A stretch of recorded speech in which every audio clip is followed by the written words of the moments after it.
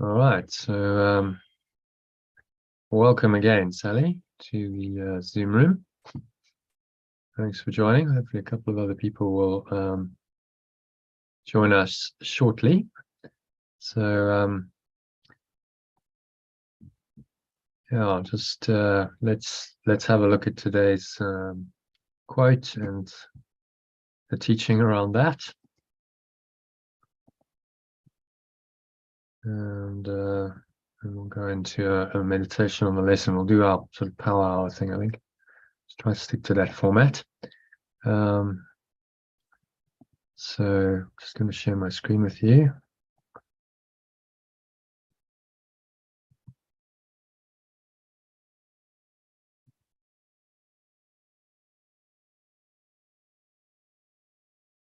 Okay, it's just lost that for some reason.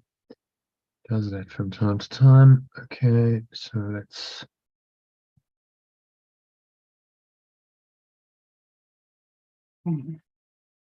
put the email up first.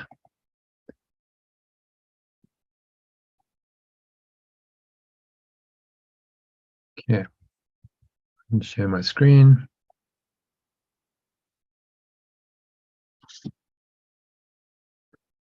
All right, so we've had this quote before, but it really works for today's lesson, and the words are just pointing us to the same state of mind. It's a lovely quote. So do you want to read that?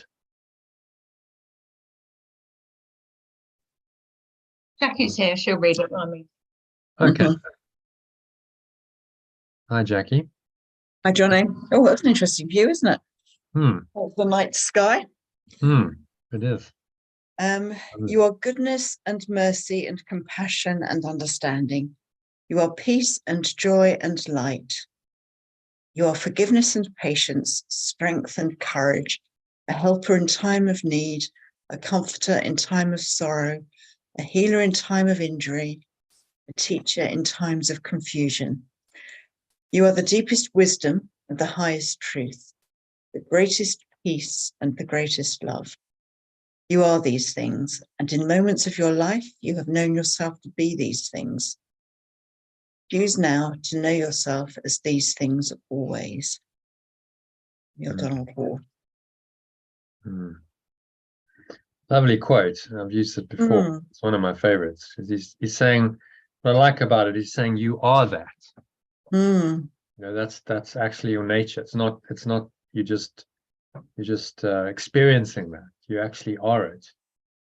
And it's to know ourselves as that, and then we have that experience and make that our default self and experience. This is the work we're doing to be this higher self, this Christ self that knows this, that is all of these things. And in our, as he says, in moments of your life, we have known ourselves to be these things. Almost everyone's had times when they've been in their higher self, and it feels lovely. So he's saying to us, well, choose to be this always. You can choose some of the time to be this, then you can choose to be it always. It's possible. We just got to keep reminding ourselves, haven't we? Because it's very easy to slip out of that if you don't do mind training and you're not vigilant of your thoughts. Very easy to slip away from that, and suddenly the ego is taking over, and you find, well, actually, I'm not being very forgiving, or I'm not being patient, or I'm not being very kind or loving here. And it just kind of creeps in.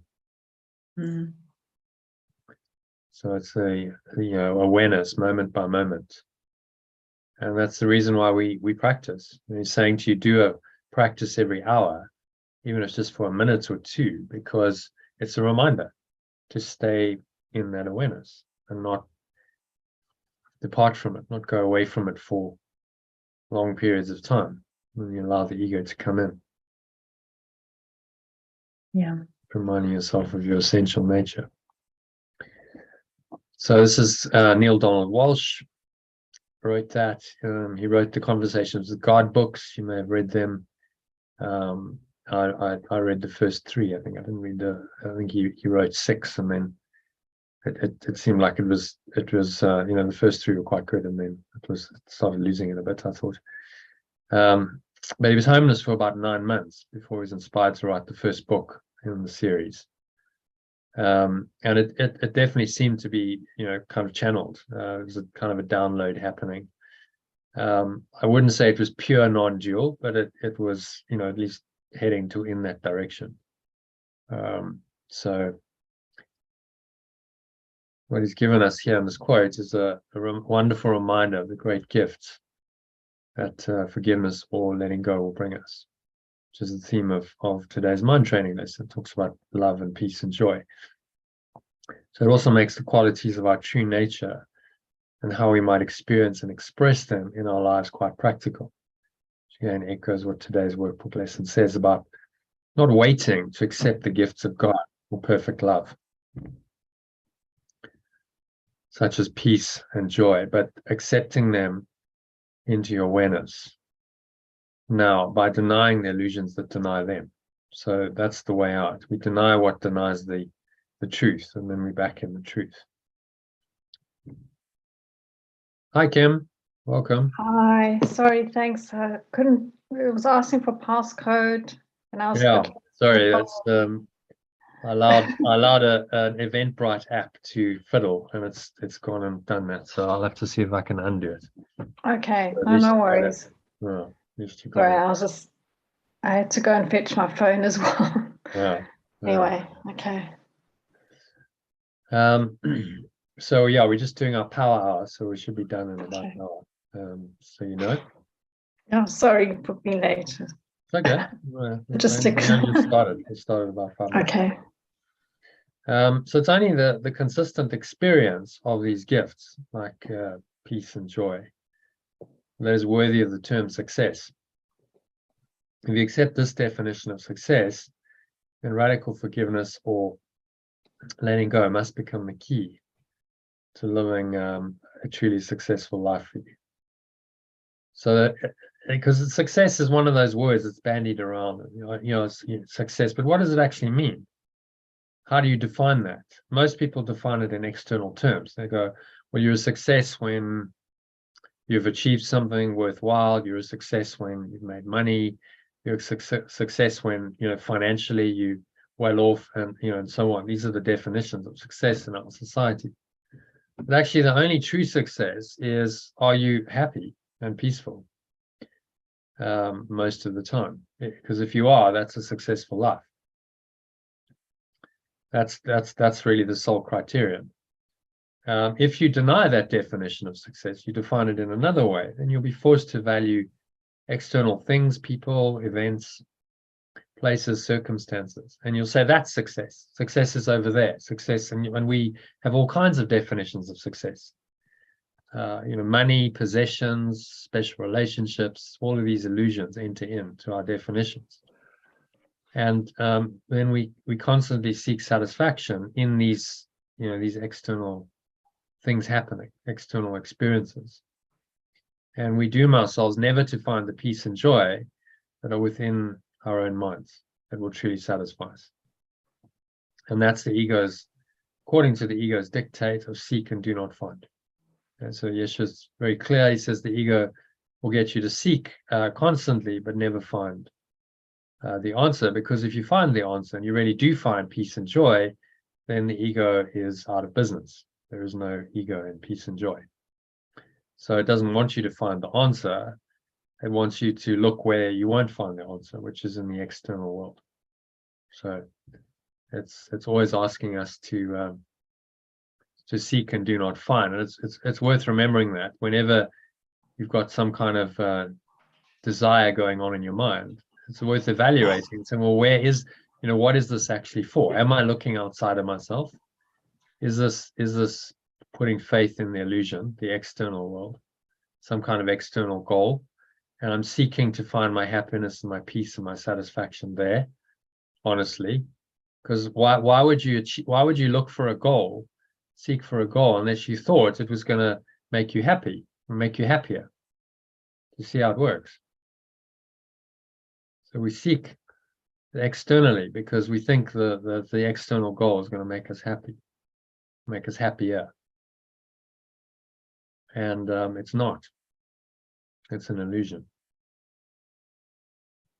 The only thing that's going to really make us happy is going within and finding that foundational peace and happiness within our own minds that lies in the individual interior quadrant, for no other reason than that we are that awareness. You don't need a reason to be what you are. That's what this teaching is saying. You are what you are. You've been that eternally, and our job is to accept it. And we accept it when we reject the alternative. You see, that's how forgiveness works. We must reject the ego's version of happiness, which has always got something to do with the external world changing, in order to find the authentic truth within us, because we can't have both. If we're looking outside of us, then we're denying that it's within us. And so these interior exterior quadrants contradict each other. If you're looking in the one for happiness, then by definition you're denying that your happiness lies within your own mind. Does that make sense? Yeah, it says what we were talking about before we came on the call. Oh, funny that. Hmm. So, when you talk about success, it's just a word, but how do you define that? It's very important to define that. If you're working with people, clients, etc., you could say, okay, so what is your definition of success? Because that reveals the thought system behind it. If it's got anything to do with the external world and a form outcome, then it's actually a denial of the peace and the joy that are already there in the mind. You see how it works. The more you're seeking outside of yourself, you're desiring something, you're saying, then I'm not okay as I am. I'm looking for something else. And so there's this subtle disconnection from your true self, your being, whenever you desire something outside of yourself. And the Buddha was the first person to notice this. And it became the second noble truth of Buddhism, that desire or craving, as he called it, is the source of all suffering. Because what it does is it subtly or not so subtly denies that you are okay as you are, that you are perfectly happy and peaceful right now. And it says, no, you're not. You're only going to be happy and peaceful when this desire that you set up is achieved in the future. And so it disconnects you from the beingness that you are. And he noticed that this was ongoing. If you did this, even if you achieved what you thought you wanted, it would never satisfy you for long. Because the pattern of the mind was then to keep desiring and seeking outside and never accepting that it's actually okay as it is. It's perfectly at home, just as it is. So that denied, your true beingness, your true nature, your Buddha nature, and caused suffering in the mind. And happiness comes from letting go of desire. That's I think the third noble truth. The cessation of dukkha, suffering is what you call it. Dukkha happens when you cease desire, when you drop desire.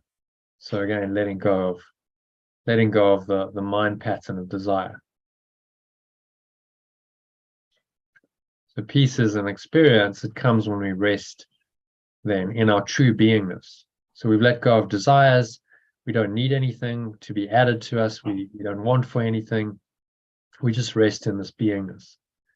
And it's typically not associated with taking action, because why would you take action if you're already 100% okay? So it's what I call foundational happiness, which I think I mentioned yesterday. So it's the fundamental happiness, peace. Again, the words are just pointing you to a state that's beyond words, that is there always. If you are clear, if you've dropped all of your desires and ego expectations and fears. So if you've dropped past and future, what's left is this foundational happiness,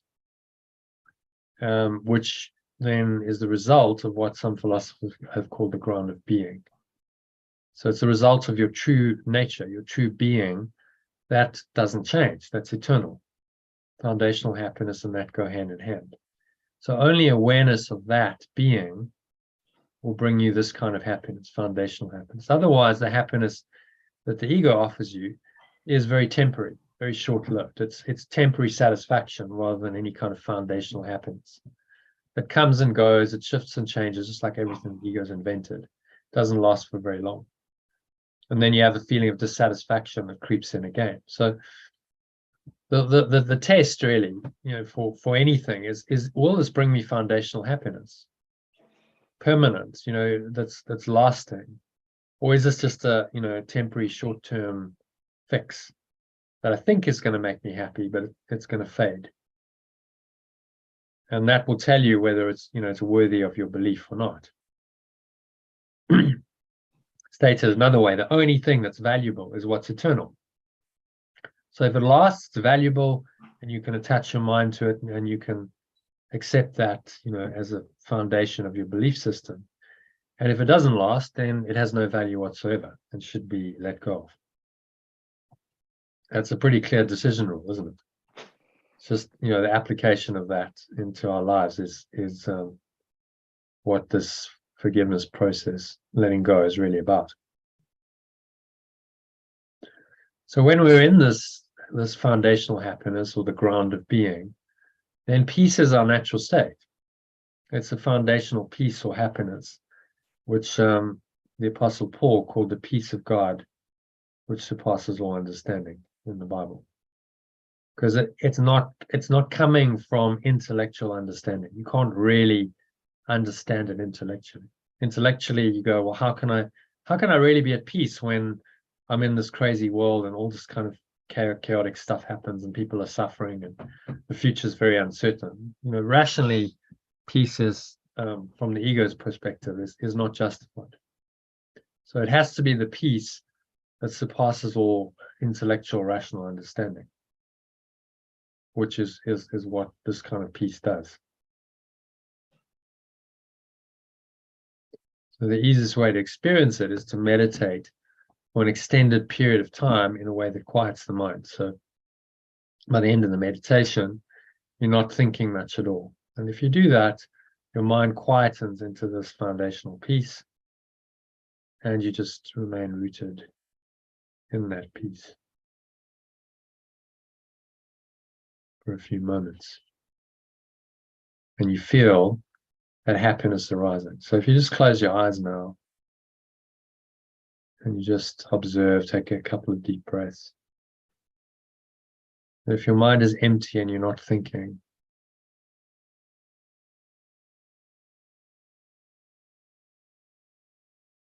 just notice how that feels. So there's a background peace there, isn't there? And we could call that happiness. They're just words, pointers in the end. Peace, happiness, joy, love, but they can help us in our journey to get of awakening to the ultimate truth, which is one state that never varies. These sort of seeming fluctuations, variations, which we have words for, so peace has a different word from happiness. These can be pointers for us. So with this background peace, happiness is there. Happiness is inevitable because happiness is that peace. Without it, it becomes impossible. Okay, let's ask Kim to read. If you can read that quote, which this quote expresses beautifully. So one of my favorite quotes. Okay. Happiness is a butterfly, which, when pursued, is always just beyond your grasp, but which, if you will sit down quietly, may come and alight on you. Oh, so that was actually from a book called The Golden Key to Prosperity and Happiness, published in the US in 1885. So it's hardly new age stuff. This has been going on. It's 150 years ago. And it's stating an eternal truth. This could have been from the Bhagavad Gita or an Eastern teaching. It's really just stating the truth of meditation, why meditation works. Because we sit down quietly, we're not pursuing anything, ideally in meditation, you're just sitting and being, and you do a practice which quiets the mind. So you're not desiring an outcome. And you just sit down quietly, and then happiness can come. You can feel this very peaceful, calm, quiet inner state arising, which is the state of happiness, arising from your true nature. And so it is like a butterfly. It will come if you're just quiet and you're not frantically running around trying to catch it. And if you're running around trying to catch it frantically with all that activity, so some symbolic of the mind's activity, seeking, pursuing, you're never going to find it. Because by definition, in the seeking and the desiring, you're not in a state of mind where happiness is possible. So it's a self-perpetuating cycle of seeking and never finding. And the answer is so simple: just sit down quietly and just be, and allow your natural beingness to arise, and then happiness follows. And that's why, they've done many studies on the mental health benefits of meditation, and they're profound. They really do help people, because naturally, when you sit quietly and you're not seeking, the mind restores itself to a state of, more peace, more flow, more equilibrium that feels better. And so the mind is just improved, and it's going out of that, negative, depressed state. So this is why meditation works, because you're not overtly seeking for happiness. You're sitting quietly. You're just following a practice. So something like following the breath or saying a mantra. There's no desired outcome. You're not saying, I want this experience. You're just focusing on the practice in the present moment. And then you allow the mind just to, whatever experience to come, just to come. So there's no seeking and desiring. So it's completely the opposite of the ego's, seek and do not find program, which is one of the reasons why meditation is so effective.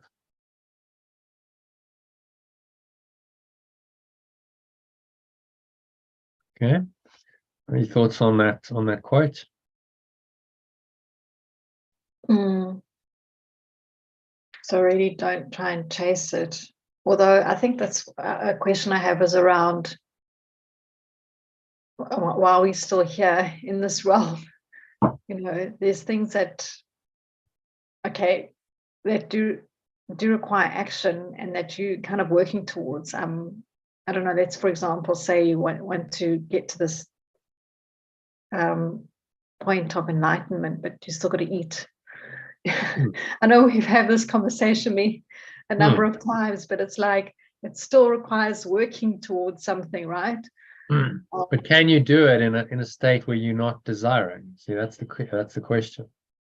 So let's say, you running you're cycling the Argus, aren't you?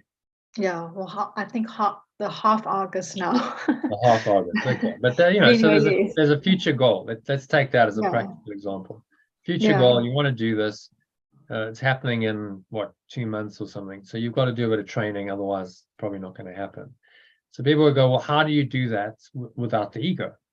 Well, you don't desire, you don't look ahead to the future outcome. You go, okay, well, that's happening then, that's fine. So, but right now, I'm going to be very present in my training. Whenever I go for a ride, I'm going to really enjoy it. I'm just going to be very present to the experience. And if I go for an hour or two, I'm not going, I'm only doing this because I'm training for the Argus and I want to get it. I'm very present to the experience. I'm actually enjoying the process of doing it. And because what's the point otherwise? You're just training for the future outcome, so that on that day you go, oh, I did it, whoopee, I'm great.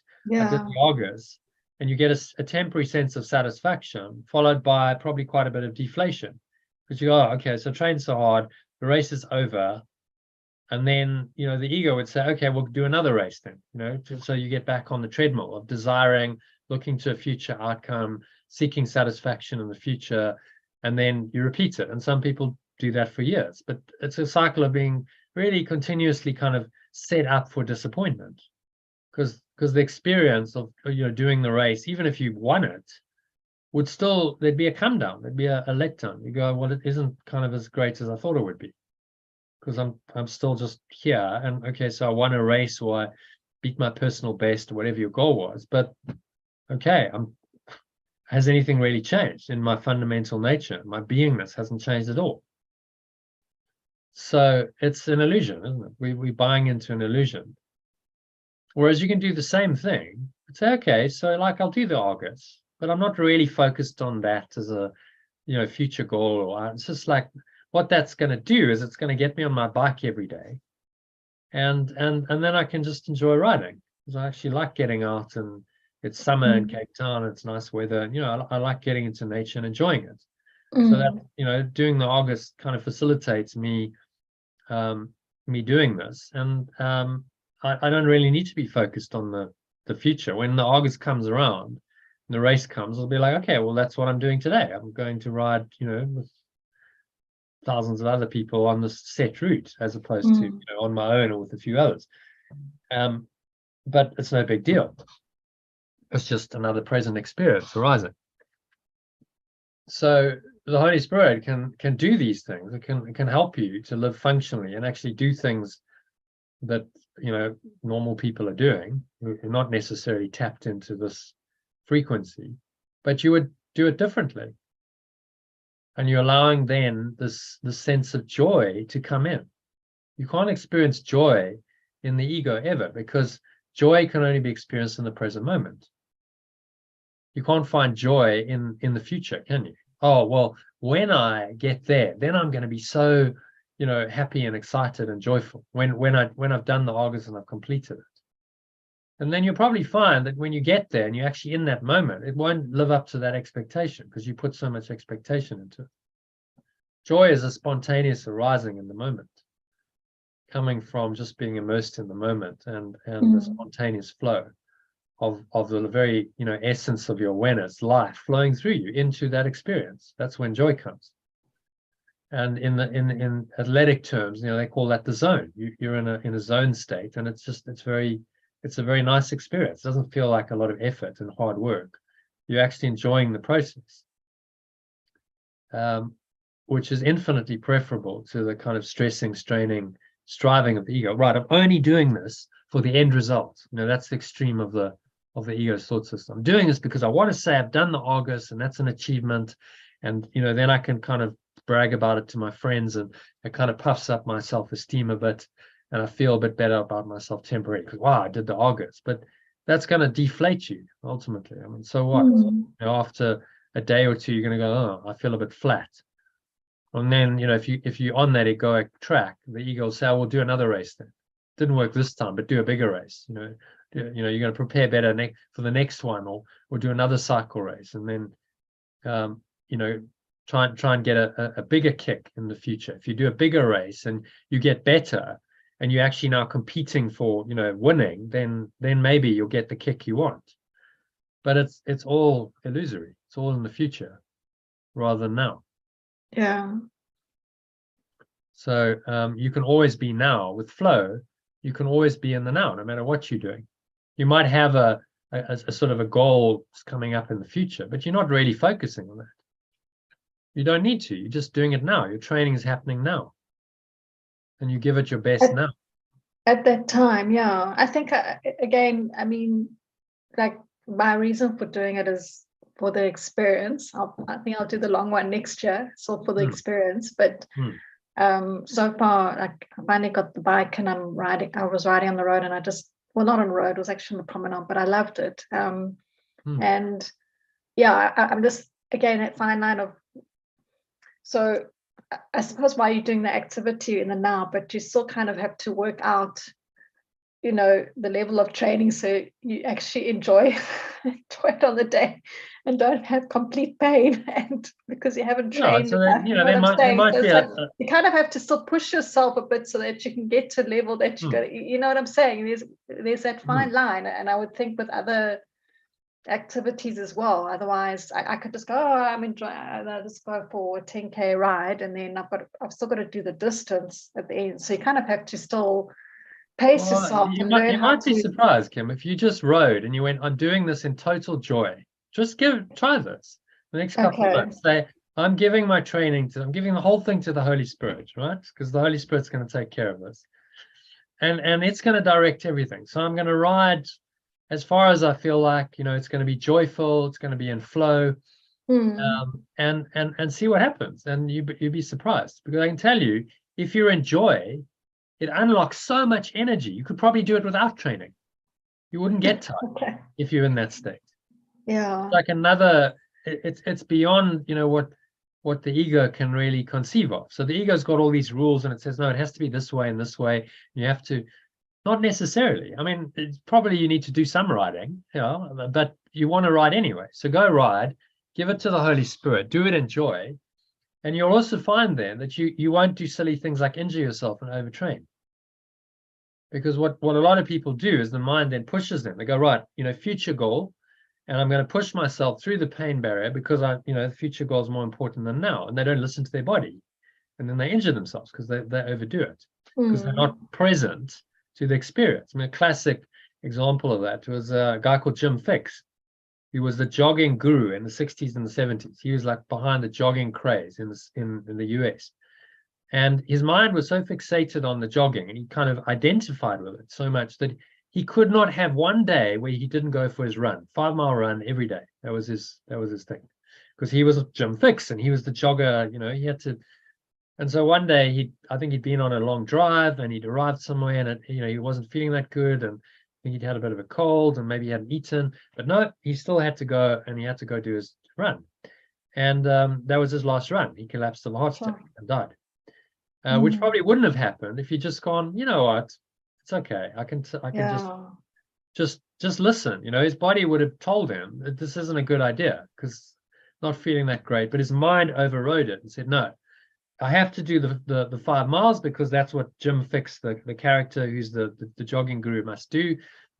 Come rain or shine, irrespective, that's what I've got to do. And he didn't listen.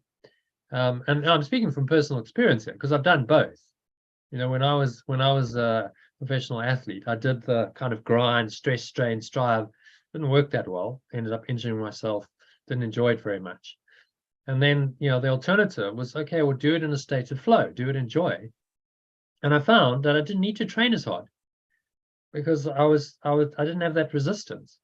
I was still had to play something, but there's no way I did anything like the kind of training I did before. And yet it didn't seem to make that much difference. My performance, it was interesting. So I think you can transcend a lot of those ego limits if you do things in joy. It puts you in it's another energy level. Joy is energy. It's another kind of energy that's coming in. And in the end, it's all about energy, isn't it? If you've got enough energy, then you can do the race. So do it as an experiment. Go, okay, I'm giving the training to the Holy Spirit to guide, and you show me, you direct me, and I'll just go intuitively. You do, if you're feeling really great, do 30 Ks. If you're not feeling so great, do 10. And then it's a pleasure. It's not I'm doing it just because I want to do the Argos. I'm doing it because I'm doing it because I enjoy the moment. And it should be a pleasure. Each training session should be a joyful experience. If it's really wet and cold and windy, okay, well, maybe I won't do so long. And then you'll find the whole thing is just, it takes on that characteristic of joy, rather than that ego is like, oh, okay, now I've got to do this and to get the outcome. And it's subtle, isn't it? But you go out of the now, and then joy doesn't happen when you're in that state. Okay, so I hope that's helpful. So Eckhart Tolle calls joy vibrantly alive peace, which is a nice definition, actually. It's a vibrantly alive peace. So it's kind of, there's the foundation of peace, but there's something a little bit more alive about it. It feels a little bit more kind of maybe richer, deeper experience, more vital and active expression of the same underlying beingness or foundational happiness that gives rise to peace. So and often it's characterized with some kind of action, some kind of activity where you express it. Typically in a sport, people can experience it in activities like running, cycling, dancing. Obviously, these kinds of things express it, and you can really it kind of makes the peace come alive, because so another way of defining flow would be peace in action. Peace in action, which is then a joyful state. If you become attached to this experience, though, then your joy can become tainted by the mind's desire for more joy. And so the thing you got to be aware of, that was amazing, I had a great experience. And then the next day you go, oh, well, I have an expectation that it should be as good or better. Now you're going out of the now again, and then it probably won't be as good or better. You'll feel disappointed. So it's just, you allow these states to arise spontaneously in the now. If you root your attention in the now, you allow joy to come through. Rather than being, as soon as you go into desire of any kind, you go out of the now, that blocks the joy which you're desiring. And it's a paradox. I want joy, and the more I want it, the less I have it. That's how desire works. It happens when you actually just unblock yourself and you let go of attachment to outcome. I had really a spiritual experience on the squash court once, and it really showed me that. So like I had all this attachment to outcome, and I wanted to win, and I was worried about winning and losing, and then I managed to just drop that and just be in the moment and not think about the outcome at all, and just allow myself to be played. I wasn't really playing, it just happened. And there was such a sense of joy and liberation. I really felt light and free, and energy was not a problem. I didn't get tired at all. There was no sense of any effort at all in that state, in that really pure zone or flow state. And so that's what the spiritual high is. But then if you seek that, if I'd spent the rest of my career seeking that, I would have been disappointed, because I wouldn't have experienced it. But I just accepted, okay, that was an opening into this other dimension, which just happened to happen while I was playing this sport on a squash court. But it was actually another dimension coming through, and that's okay. It was a gift, and I'm very grateful. And I kept an aspect of that for the rest of my career. I never fully went back into the old state of mind, the ego, desiring the outcome. I was able to a large degree just to let go of the outcome and just play. So that one experience was a great gift, but I didn't then crave it and go, oh, I'm disappointed because none of my experiences now match up to it. That's a mistake. So desire or craving, as the Buddha noticed 2,500 years ago, causes suffering because it sets up an expectation that will inevitably lead to disappointment and more craving for the desired state, in this case, joy. So you can get these, people who are craving the spiritual high. Or in sport, they crave the high, the zone, and they keep, they're doing the sport because of that, which again is spiritually incorrect, and they will suffer as a result. So this insight of craving is the second noble truth of Buddhism, as I said. So the question is, how does one stay connected to the deep peace that is foundational happiness without craving, while experiencing a heightened state of joy in the doing of your daily activities? And the answer in 4 simple words is let go and flow. So the letting go allows you to restore your mind to a peaceful state. So it restores the mind to the foundational state when it's been disturbed by anything. So it restores your foundational happiness. That's the base, that's the foundation for flow. Without that base, your mind is disturbed. You cannot get into flow because you're not in a peaceful state, and you will be out of your flow. So letting go then puts you into the foundational state for the flow to happen. So from this calm state of calm centeredness that you're now in, grounded in this foundational happiness, the ground of being, it's been called, as I said, by philosophers, calm centeredness, you can act in a way that is not self-seeking. So you're not seeking pleasure, going, oh, it's all about the runner's high or whatever, if you're talking in sport, or it's about something that I'm going to get out of this, which again is a future outcome, or avoiding pain. because it's another version of desire. You see, aversion is like, I don't want it to be that. No, I really don't want that to happen. I really don't want to be experiencing this. That's you desiring for it not to be some way, which the Buddha called aversion, but it's another version of desire. And all of those move you out of the now. They move you away from the center, the ground of being, into the ego's world of dissatisfaction.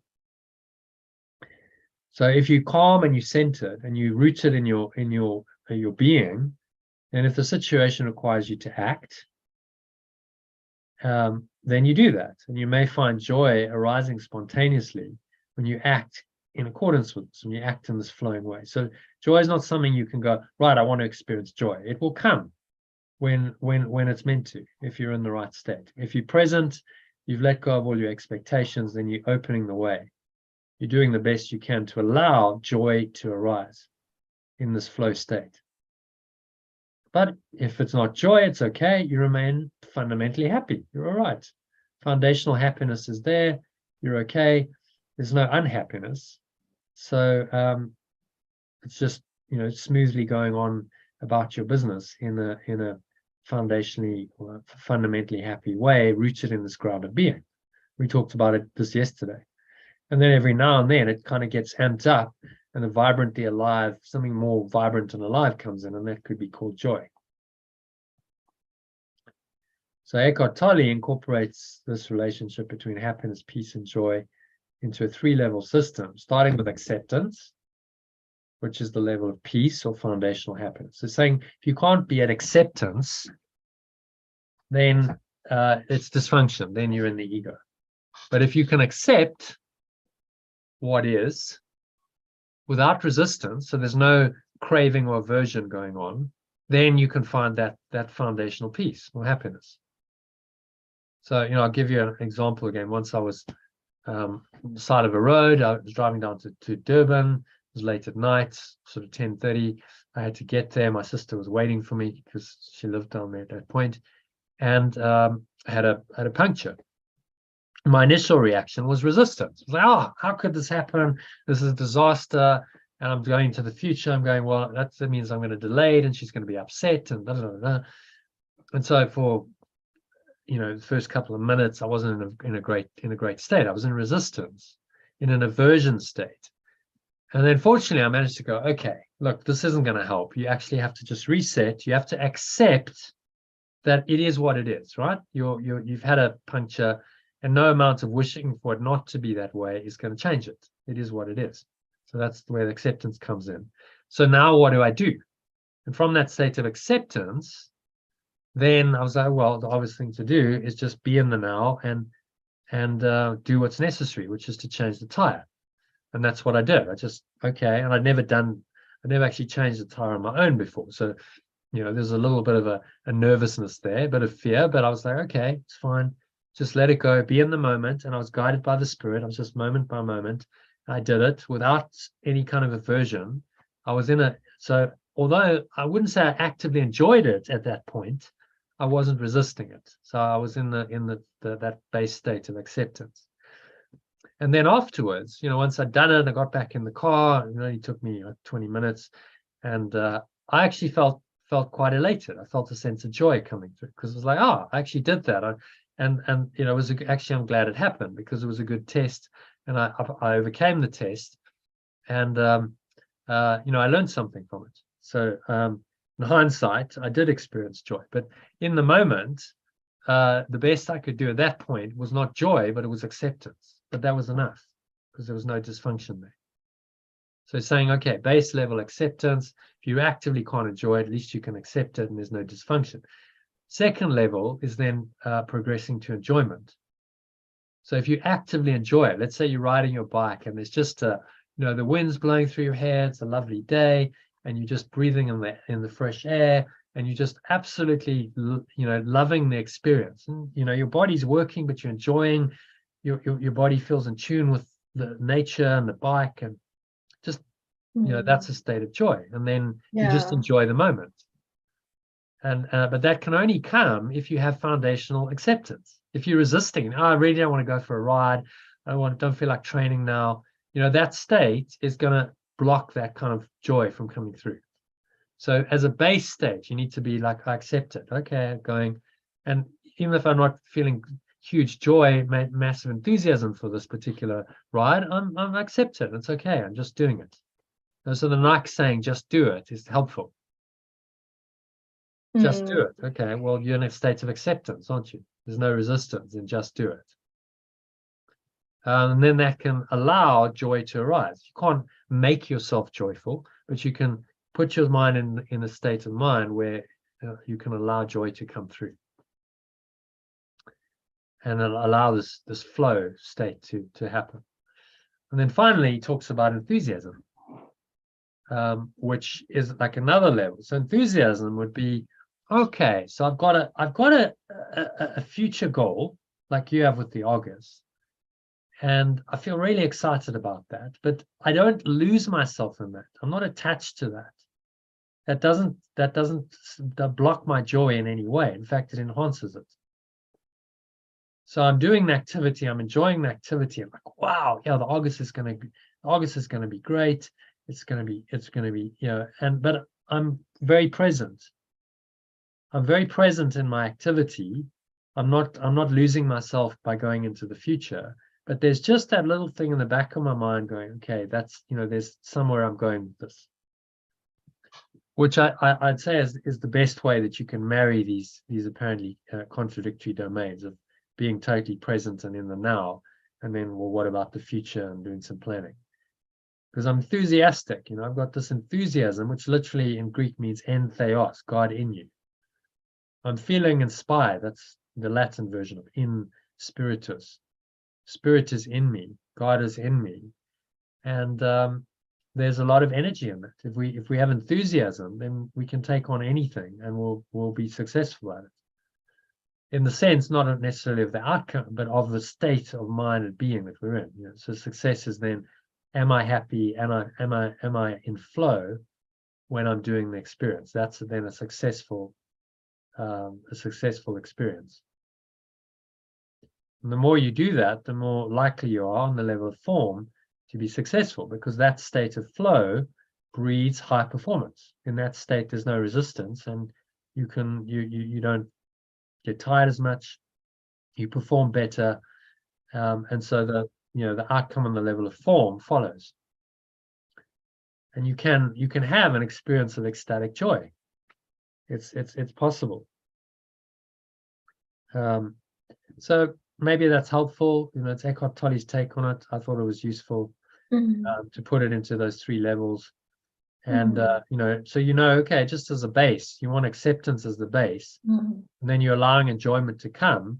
And if you have a goal and you don't get obsessed about that goal, but it kind of excites you a little bit, then that would take your joy into the state of enthusiasm, which would be the optimal state. Then you can stay in enthusiasm, then we know that's a highly creative, productive state to be in, and you know, there's no shortage of motivation if you're enthusiastic.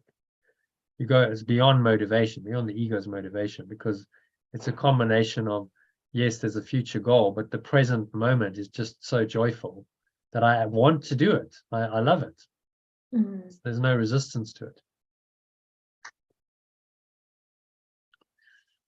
Okay, and then American psychologist Abraham Maslow called ecstatic joy a peak experience. So he mapped all of this into his model, his hierarchy of needs, and he called it a peak experience, which in his first model was sort of above the level of self-actualization. So I'll click on one of these. We can see the transcendence level he talks about. We've got a diagram here somewhere. There was a diagram somewhere. There we go. That's what I'm looking at. So that was his original. That's the most commonly known one.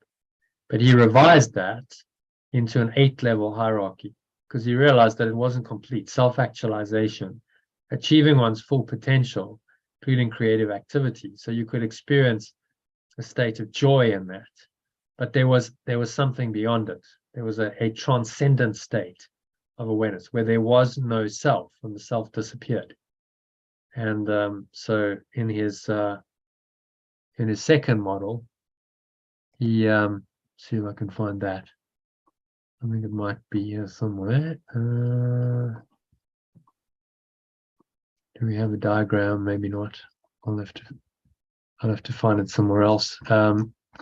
In the expanded hierarchy, he has transcendence as one of the level above this, and a lot of people. Oh, there we go. It's at the top. I just didn't go up far enough. So that's his full model. He had physiological, so the basic needs, that we need met, our physical needs, and then belonging and love, esteem needs. Then he put in cognitive, so that would be need for intellectual stimulation, aesthetic, so that's beauty, art, living in a beautiful place, then self-actualization, and then transcendence. So he acknowledged that there was this transcendent state of mind and being that transcended self-actualization. And he called that a peak experience. If you're in a transcendent state of mind, that's your peak experience, which he maintained was the same as a mystic experience. It was exactly the same thing. He just called it a peak experience because his colleagues in the psychological world had some resistance to the term mystic because it sounded a bit woo-woo and spiritual. But he said it's exactly the same thing. It's just a different terminology for it. So he acknowledged that these peak experiences did happen, and they took you, beyond it into a transcendent state, which meant you were no longer the self. You see, he acknowledged that there was a state of being, of beingness. If you were totally, in one of these experiences, that you lost yourself in it. And when I had that experience on the squash court, it very much was that. Although I was playing, it wasn't really me playing. It was weird. It was like I was being played, and there was no self doing it, even though it was happening through me. Difficult to explain in words, but you really do lose yourself in a transcendent experience. So he acknowledged that was then at the top of the pyramid, and that would then take you into revelation and beyond this world, into eternity, beyond time and space, above the level of self-actualization.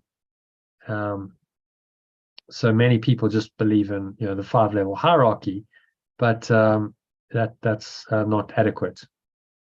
That was at the beginning. I think he did this in the 50s, the 5-tier model, and then later on, towards the end of his life, he'd obviously studied some more, learned some more, grown some more, evolved himself, and then he realized no, there was actually these other levels which he needed to put into his expanded hierarchy. So there's a 20-minute video there if you want to dive into Maslow's hierarchy of needs.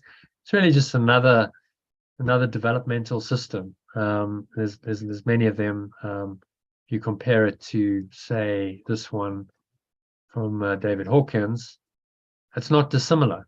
There's another model.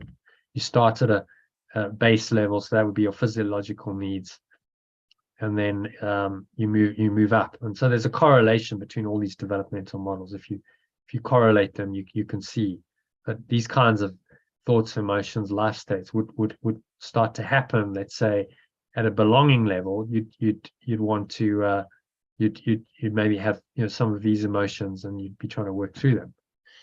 So they all sort of show you that there is these levels of development leading ultimately to transcendence. The enlightenment stage, that's transcendent. If you're in pure consciousness, as David Hawkins called it, that's a mystic experience or a peak experience, as Maslow would call it. So you start to see that, whether you're looking at it from David Hawkins's perspective or Maslow's perspective, or you look at it from an ancient spiritual perspective, from a sort of mystic perspective, it's the same thing. You end up in the same place. There's one transcendent, ineffable truth that all of these models point to, which is where we all headed, if we accept it. Okay, so any well, let's just finish the teaching then. So the highest, the idea of transcending the separate self is hardly a new one, and it's the highest state attainable in the ancient Indian transformational system of yoga, called samadhi. It means to collect or to bring together in Sanskrit. So suggesting the concentration or unification of thought and emotion to produce the highest state of awareness that a person can experience, in which they are one with God. Or an alternative language, the state of pure formless awareness and perfect love. So they are in that state. And all of these models acknowledge that ultimately in the transcendent state, it's a state of being. It goes beyond belief, goes beyond a self-concept. It's just a pure experience. So this state of mind is called enlightenment in many spiritual traditions. In A Course in Miracles, Yeshua refers to it as revelation, because it's a perfectly unified state of mind that transcends the body and this world entirely. Whereas a miracle entails a shift in perception, and so still involves an awareness of this world. Do you see the difference? Miracle happens within time and space, within the domain of perception. A revelation transcends time entirely. So if we go to the Holy Trinity diagram, you can see that quite clearly. A miracle happens within the perceptual realm, so it's a change in perception, which if you're doing proper forgiveness, you would change your mind as well, and you would restore your mind into the awareness of this Christ, the one self in you. But you're still doing it within perception, and it involves a change of mind and a change of perception. So it's within the domain of time and space, and it still involves change. Whereas revelation transcends all of this entirely. If you're in a revelatory state, then you would be in this state of pure formless awareness and perfect love, which is totally beyond time and any shifts and fluctuations and any perceptions that happen in time and space. Yeah, so you see the difference between them. But he's saying we need miracles to prepare our minds for an experience of samadhi or revelation. We don't just get into samadhi, a revelatory state. It can happen occasionally, just kind of spontaneously. It's possible. But generally, we need to prepare our minds. We need to purify our minds. And that purification is the mind training work that we do. So the miracles are the process of changing our minds and preparing it for this samadhi experience that's totally transcendent, a peak experience or a mystic experience that transcends time and space entirely. And this can only happen when we're ready for it and practicing the workbook lessons and other mind training material I share. So you're preparing your mind. Whenever you do a lesson, whenever you're training, you're preparing your mind for the state, which you don't know when is going to arise. But what you can do is just keep being miracle-minded. That's within your conscious control. This is not. Revelation arises when you're ready. It will just spontaneously happen when your mind is in the right state. As you know, Sally, maybe you want to talk about your experience. That just, what is a couple of weeks ago now, 2-3 weeks, I can't remember, when you had that sort of mystic experience for whatever, 15 hours or something, and it just arose, didn't it? You didn't try consciously doing it. You were doing the practices. You were doing a transformation game, and then it just happened, didn't it? Spontaneously. Yeah, but I suppose I was doing all the right things. I was doing all the things that kept me present and staying on track with it, that led it to go deeper into that state. The practices all paid off, didn't they? Gradually built on top of each other. Yeah, and it's unlikely you would have had that sort of samadhi revelatory experience without having done all the practices that you've done for the months leading up to it. Yeah. Which is kind of what he's saying to us. He's saying, look, practice, and this is under your conscious control. You can do the mind training, you can practice the lesson, you can practice forgiveness, you can change your perception, get really good at doing that, and then your reward can be a samadhi revelatory experience when it happens. You don't seek that. Again, there's no, oh, I really want samadhi, because then you're likely to block that experience. You just, in the moment, you're doing the practices that are correct to change your mind. If there's any negativity at all, then okay, this needs to be removed using this practice of forgiveness. And so you do that, and then you can't fail. You're preparing your mind for this state of nirvana, perfect oneness, revelation, where there's nothing else, because you've done the hard yard, so to speak, in your daily life of letting go of all of these things that the ego sponsored to keep you enslaved in its thought system. So there's a good movie there you can watch. Well, it's a film really. The movie, it's about samadhi. It's about an hour. It talks about the allegory of Plato's cave again, so you can revisit that. Definitely worth a watch if you haven't watched it. Which brings us to where we are right now, which is in the session and about to contemplate and practice the insert and the workbook lesson. But first, any comments or questions on any of that? Yeah, I brought up loads of stuff. Okay. Loads of thoughts. Yeah. I was thinking about how I'm not very keen on doing techie stuff, and I've got a newsletter to do, and I keep putting it off each day. And I know what you're saying is absolutely right. If I can just be present with it, it'll be enjoyable, and it will flow. Get into the state of acceptance. You see, just okay, it's okay. I'm just doing it. There's no desire. There's no aversion. It's just do it. I'm just accepting it, and there's no resistance. The aversion is the resistance, isn't it? Which then puts us into the ego, and then the experience is unpleasant.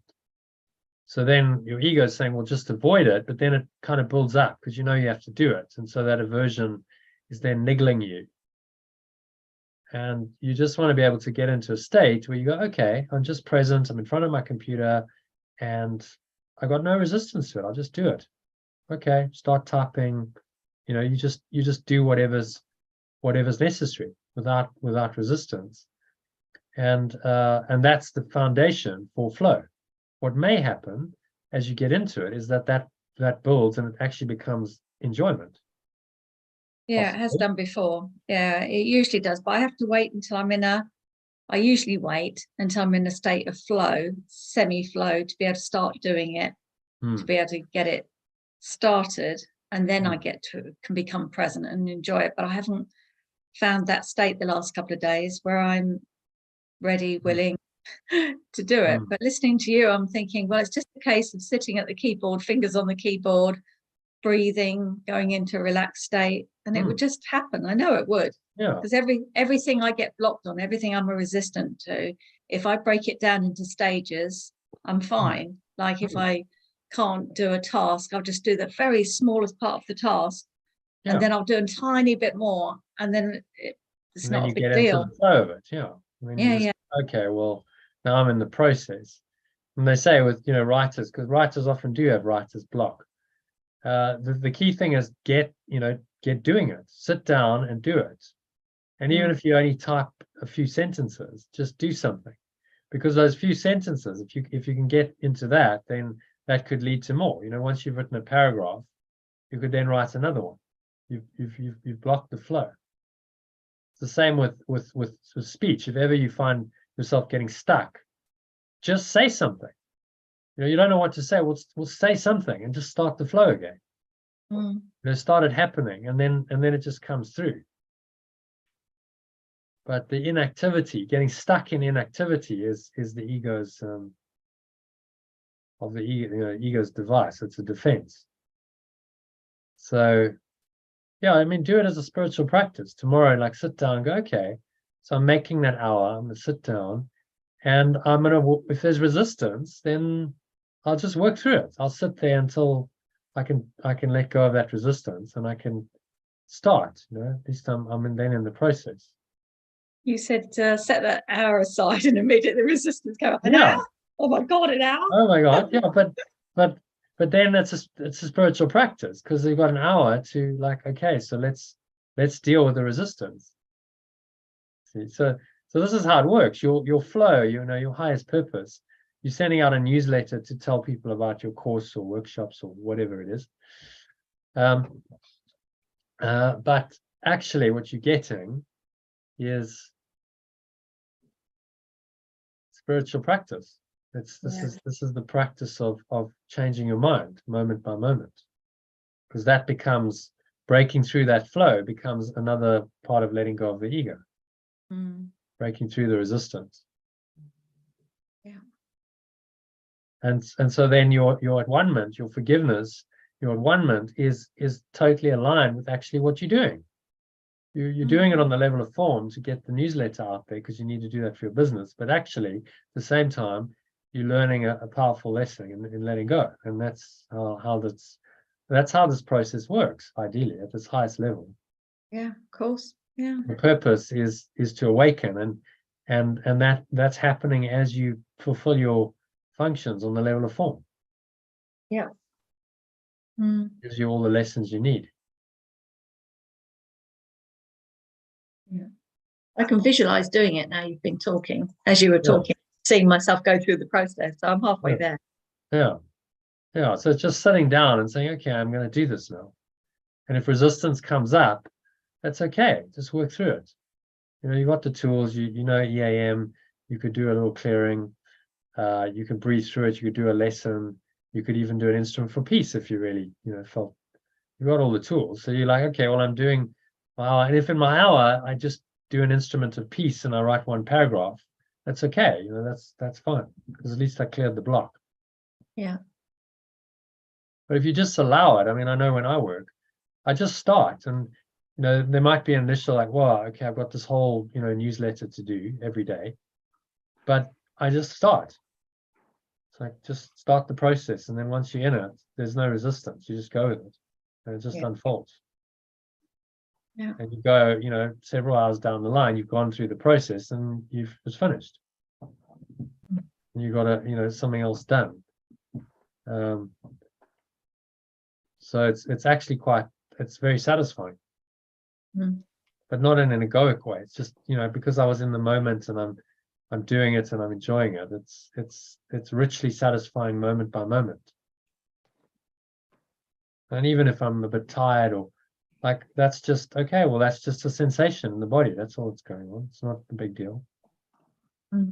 So then you don't put all these blocks and go, oh, I'm so tired, I can't do this, because that's what people tell themselves.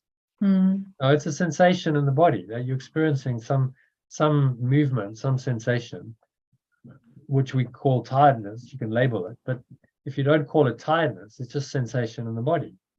And then that can arise and pass away. That can move through.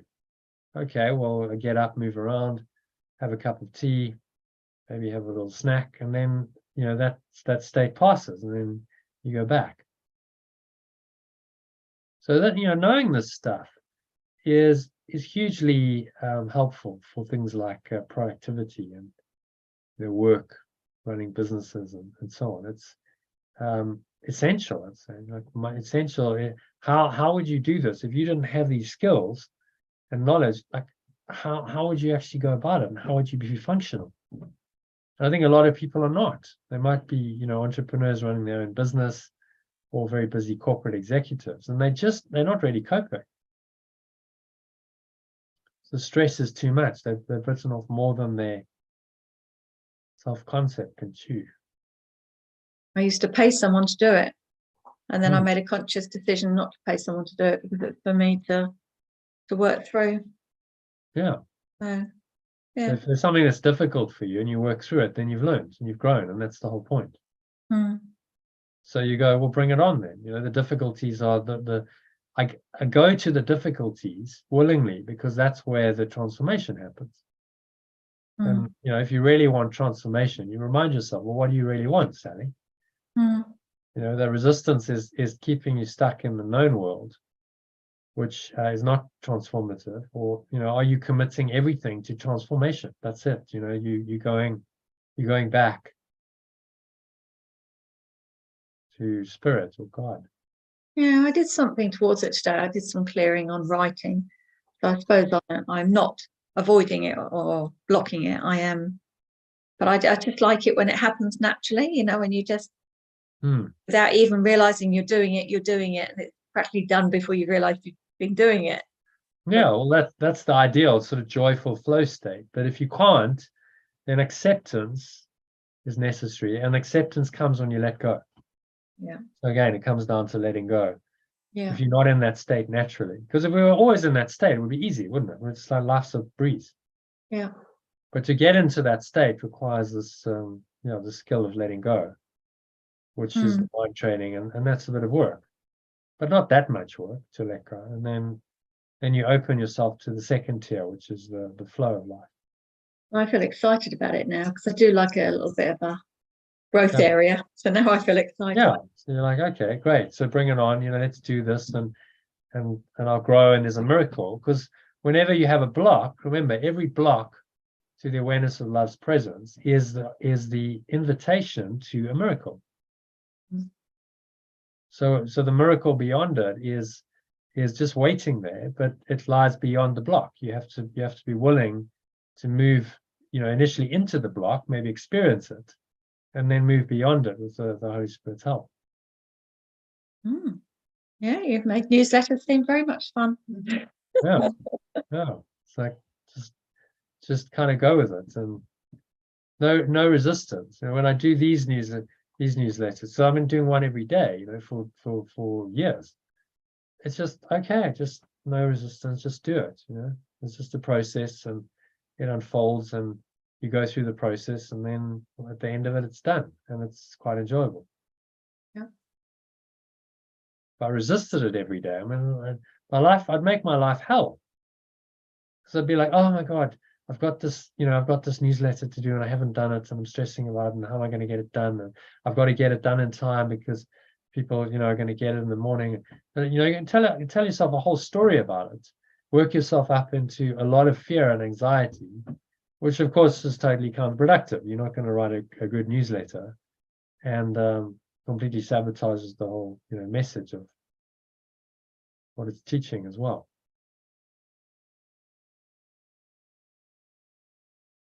Okay. So, any other thoughts on that subject? Anything anyone want to share? Comments, questions, experiences you want to share? Little miracles, insights.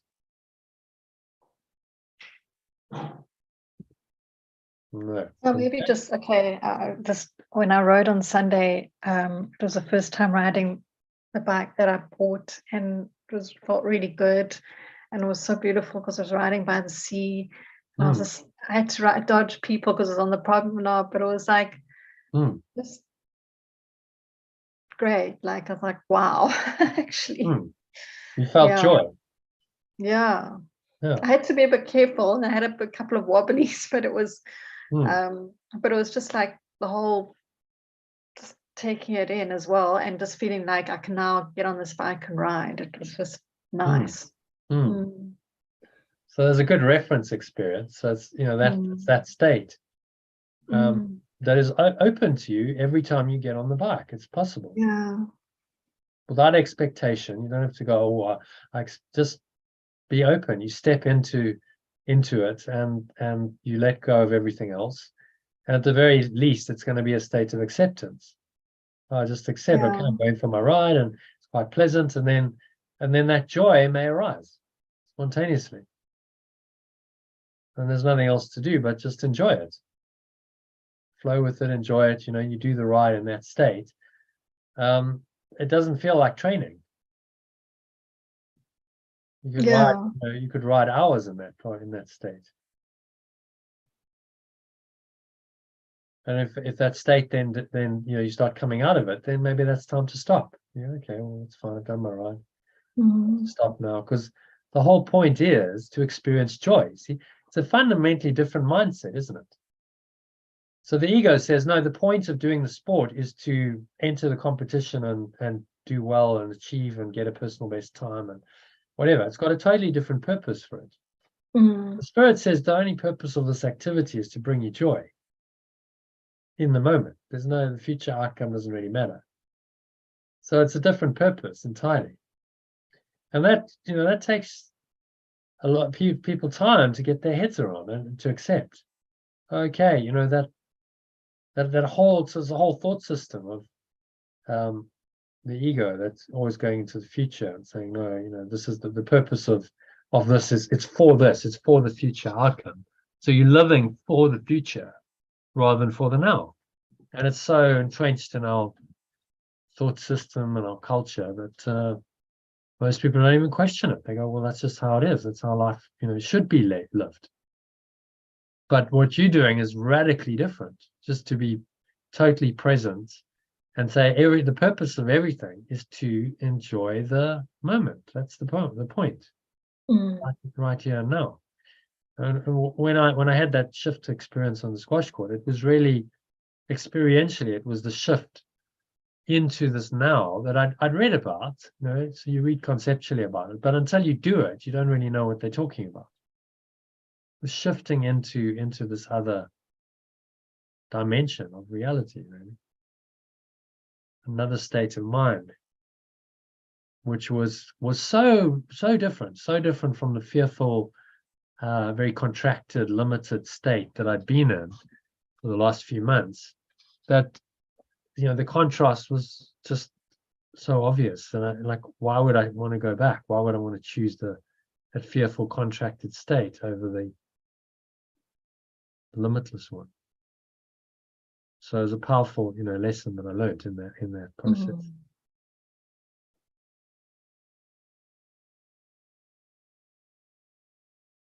Okay. Anything else to share?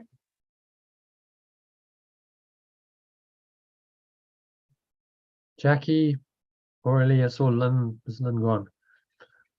Lynn, if Lynn's still around, you know, that would be probably akin to the flow state when you are experiencing joy in the photography.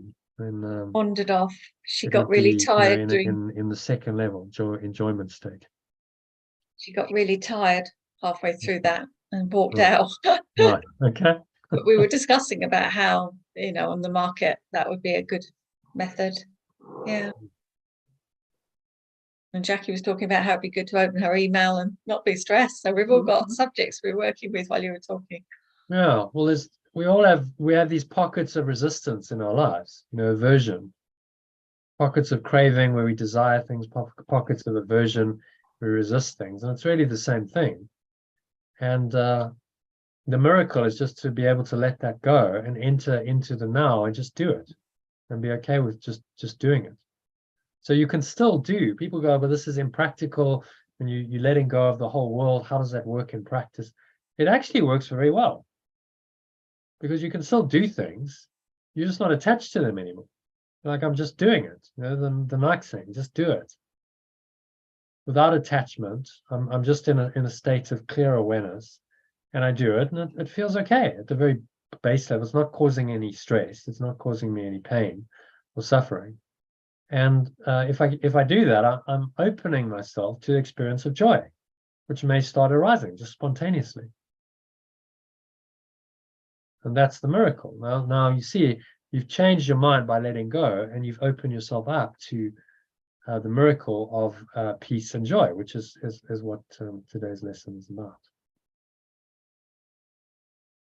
So let's have a look at the lesson. Okay, so happy to move into the lesson. Yeah. All right, so Sally, if you can read that original and then the translated version underneath it. There is no end to all the peace and joy and all the miracles that I will give. When I accept God's word, why not today? When I accept perfect love's message, there is no end to all the peace and joy and corrections that I will experience and give. So why not start today? Oh, second one felt very different. Elizabeth, yeah. When I accept perfect love's message, okay, so the perfect love is always there. There's no end.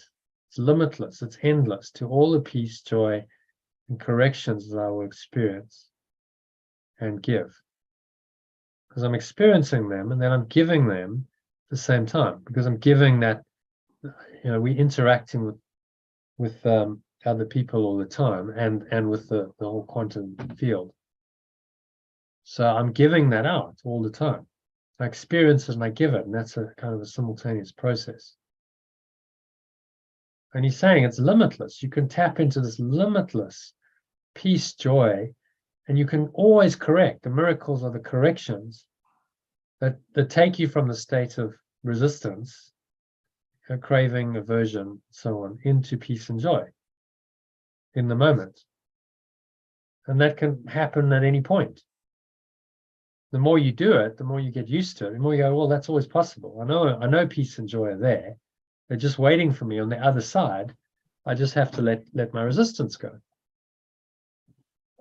Then I experience it and I give it simultaneously. So if I'm in a situation where there's another person involved, I'm giving the peace and the joy to them through my words, through my actions, inspired by the Holy Spirit.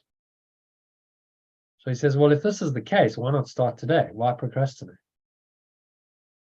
Why not today? Why couldn't that be the case today? There's no good answer to it, is it? Obviously, yeah. Well, why not today then? And why not every day? Why can't I live this way every day? No reason except your ego's stubborn resistance to us. Ego saying, no, we prefer to be right and to be happy. Prefer to do things the way we've always done them, and open to this extraordinary. It is an extraordinary, ordinary way of living, isn't it?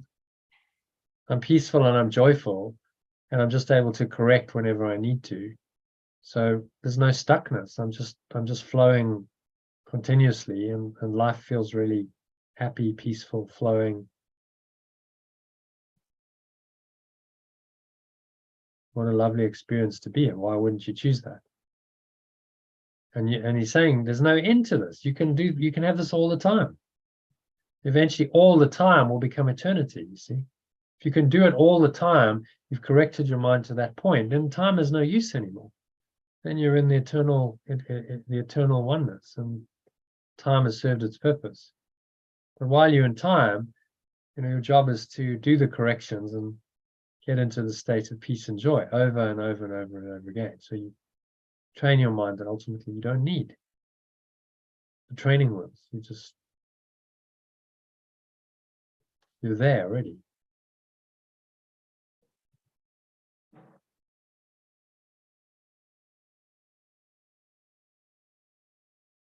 Okay.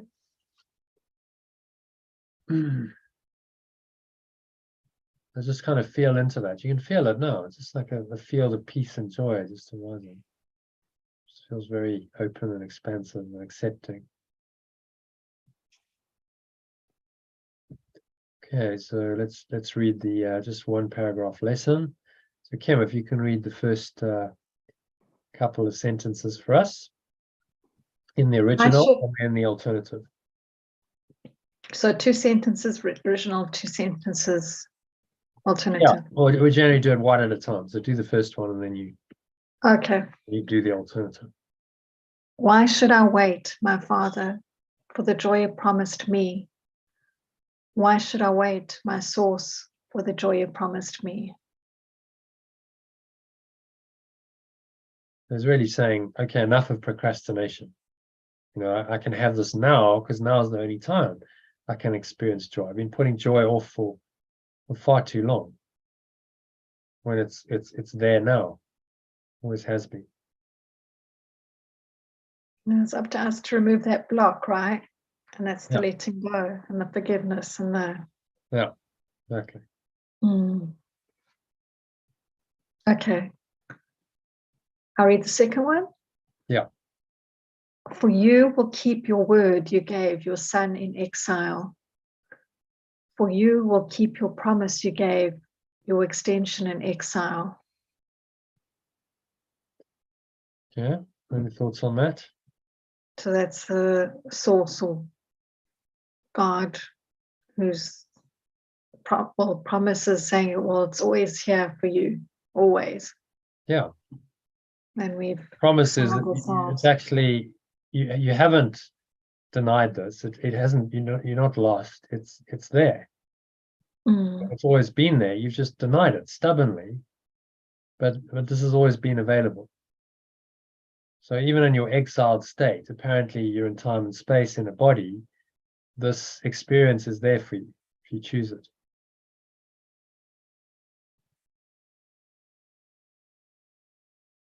Okay. All right. So number 3, let's ask Jackie to read 3 and 4 in the original and then the alternative. Kindly. I'm sure my treasure waits for me, and I need but reach out my hand to find it. I'm sure my treasure waits for me, and I only need to reach out my hand to find it. Even now my fingers touch it. Even now my fingers. Yeah. So using a metaphor of, touching my hand, touching it, my treasure. So it's right there, it's within you. The treasure is the state of mind. Treasure is the state of peace and joy, which is really the greatest gift, isn't it? If you can experience peace and joy, then what else do you want?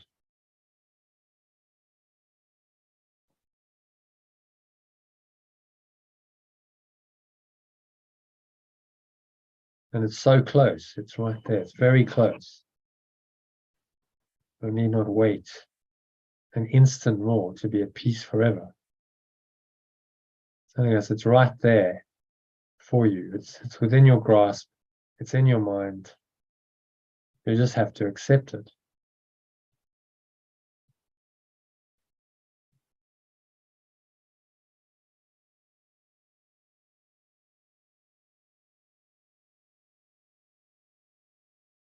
Okay.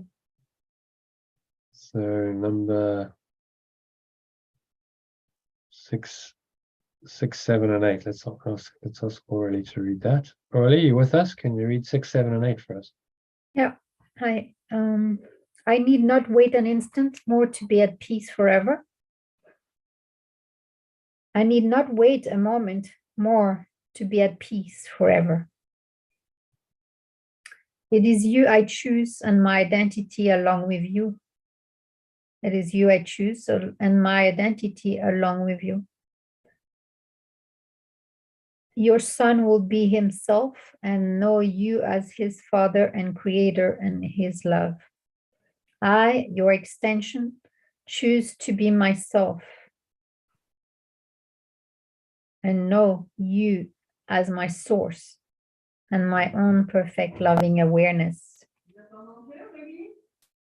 Which is what he's really saying. It's a bit of retranslation there, but the idea of personalizing it makes it much more powerful.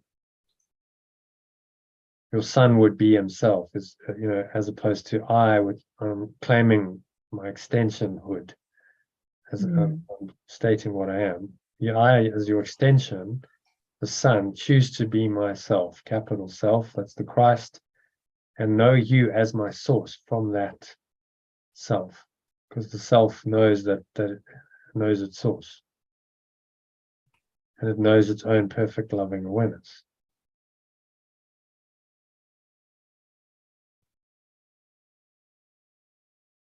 Which is to be one, the Father and the Son being one. When you are in perfect loving awareness, then you are one with the Father. Mm. The mystical merging of the Father and the Son has happened in that awareness. Very, Yeah, very I find simple. it easier to understand actually with the alternative. Yeah, because I mean, it points you it's to easier to awareness. relate to. Yeah. Yeah, it Sorry? points you to to your own awareness. Yeah. Whereas the hymns and the sons and these are words that tend to give us the idea of some kind of conceptual identity, don't they? Yeah, exactly. Your son, okay, well, it's like because son we think of as sons and daughters in this world, Yeah. using that language, but having more concepts in our mind isn't that helpful? Mhm. Or himself, Father, Creator, you know, it actually creates more separation if you can't see beyond it. Mhm. Whereas Yeah, the that's why the words and the alternative are more resonating. with me. yeah, because it's taking you into your own awareness, Yeah. my own perfect loving awareness. It's not anything outside of me. It's not a father, creator, God outside of me. Exactly, because my I own was loving actually awareness. thinking that today when I keep thinking the word God, I keep always imagining God as an external, like that's Yeah. what we've been taught, like in Yeah. back in the Yeah, growing up it's as a a concept Catholic in the mind, isn't it? education. God is a concept, and we've grown Yeah. up with that concept of this some sort of external entity Yeah. being that's out there, that's not us, that's sort of Exactly. sitting above us somewhere, a Yeah. super being who can dispense gifts and also judgment and punishment. Yeah, Apparently. that's how So I've always seen God actually as an external figure, but it's not. Yeah. some kind of sort of off planet God that Yeah. isn't us. It's Yeah, doing some new, miracles. yeah. Whereas just when you realize it's your own loving awareness, Yeah. it's your own true self, it's so close to you. That's what it says. Reach out your hand and touch it. It's my fingers touch it. It's using an analogy, obviously, because physically your fingers can't touch it, but it's that close. It's literally right under your nose. It's in your own awareness every moment, breath by breath, and it's just acknowledging that this whole mind training is just there because we've so denied that awareness. We've denied our own loving awareness so fully and completely, and we've believed in an illusion of ourselves, that we now have to invite it back in. We have to let go of what's blocking it, this false self concept, and invite it back into our awareness over and over and over again, which is what this mind training is doing. And then we find the happiness, the peace, the joy that can only come from our source. You will not find any kind of authentic happiness, peace, love, joy in the ego. They're not possible. It just produces mockeries of those. The ego's version of happiness is a temporary satisfaction, which quickly fades. Ego's version of peace is like a smug self-satisfaction that won't last very long, and it can be pricked, and you'll go down into anger. You're at the level of pride, then drop down into anger, and so on. So the ego produces a mock version of these things, but they're just that. They're a mockery of the original. They will not satisfy you. Mm-hmm. So you must let those go, and go for the only place where you'll find these is within you. Where else would you look for your love and your peace and your joy? Yeah. And yet we do, don't we? I mean, the human story is we're looking outside. We're born into bodies, and we seem to be doomed to seek and seek and seek outside ourselves for some kind of happiness and satisfaction, and never find it. If we stay in that seeking mode, looking outside ourselves, we'll never really find it. It's fun, makes me smile because it reminds me like a session workshop I did with children who live in a township in South Africa, and I did that to uplift them because some of them had just lost their shacks in a fire. There was a big fire, and some of them lost their home. And I just wanted to contribute to their peace, joy, and upliftment. And in the session, I was actually affirming this with them. I am peace, I am joy, I am love. And they had all the biggest smile at the end of the session. It was like, wow, I was so grateful that I could bring a little bit of peace, joy, and love to them, because that was exactly, I was really in that pure state of love. I really did it from pure love, from being the vessel, just to bring that, that love, that pure love awareness, basically. And you help them to overlook the seeming disaster of their shack being burnt down and not having a home. Yeah, well, we didn't even think of that in the whole workshop or moment. Like it was like nothing happened. We were not in that illusion. We were. Yeah. So just disregarded it and went to the true self. Exactly. Got them to Yeah, experience, I am peace. I don't need to look for peace if I am peace. That's why, we have the quote. I think you missed it, but maybe you've read it. That's why this quote of Neil Donald Walsh's I love, because he's saying, I am all of this. You are goodness and mercy and compassion and understanding. You are peace and joy and light. Mhm. Yeah. You are these qualities: forgiveness and patience, strength and courage, helper in time of need, a comforter in time of sorrow. If you are those, then how can you be without them? How can you not have them? Only in an illusion could that be the case. And that's the egoic illusion. You're something that you're not. It's denied all of these things and said, no, you're actually weak and afraid and a victim and fearful, and none of these things are true. And it wants you to believe in the false self-concept. Extraordinary, really. Think like, how did this arise? But again, that's the question that it likes you to ask, because it actually didn't arise. It never did. You could never be what you're not. It's not possible. So the delusion is not true, and that's end of. The Holy Spirit just says, well, that's end of. And so nothing that it thought, nothing that it did, none of its works, its acts, its laws, its beliefs, its dreams, its hopes, its fears, its expectations, its desires, none of that is true. All false. And therein lies your true peace. When you get that, there's just this exquisite peace. So like, well, none of it matters. What a lovely feeling. None of the ego's world matters at all. You can fully accept that, then you're in this deep peace and bliss even. That'll take you to a revelatory state. Okay, so we've been through all of this. I don't know how much of this you caught, but read it or listen to the recording. So I think that's the end of the lesson. Shall we do a meditation on it now? Mhm. Yes. Okay. How long does everyone have? Do we have 20 minutes Mhm. on med? Yeah. Okay.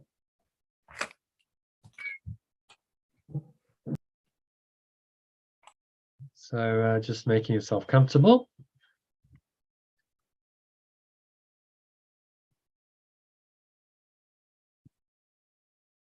Sitting comfortably with your feet shoulder width apart. Sitting on a chair, back straight. Cup your hands in the lap. Close your eyes. And you start off by taking a nice deep breath in through the nose. So breathing in, noticing how the stomach rises and the chest rises. And a subtle flow of air in through the nostrils. Clench the sphincter muscle. It's the muscle used to contract the flow of urine or squeeze the last drops out. Locks the energy in, draws the energy up the spine into your heart center. Put one hand in your heart, connect with your heart space. So you just bring your attention into the present moment, just ignoring everything else. Just being willing to let it all go. Just blow it all away with the breeze of your breath. The nothingness that it really is. It's going, gone. It's just like a dark cloud leaving you. Remind yourself there is no end to all the peace and joy, all the miracles, corrections that I'll experience and give when I accept perfect love's message. So why not start today? Why not let go, flow, and be happy, peaceful, loving, and joyful.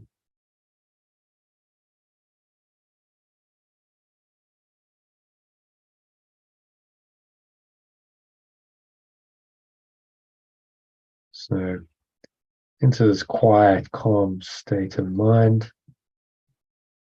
Just going to drop these words and read you the insert, which answers the question, what am I? Just allow these words to flow in and feel into them. It's about feeling the frequency of energy, the thoughts, the emotions that these words stimulate. And you just allow that to happen naturally when your mind is calm and quiet. So just watch your breath, your practice. It's like your mantra in this meditation, just to observe the breath flowing in and then the breath flowing out. Stomach rises and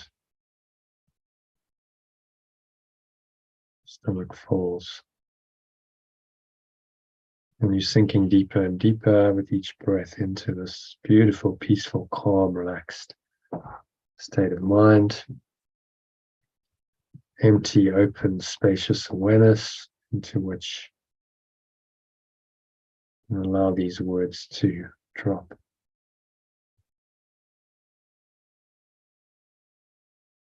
Pebbles in a pond on a still, calm winter's day, just plopping into your mind, and because your mind is so still,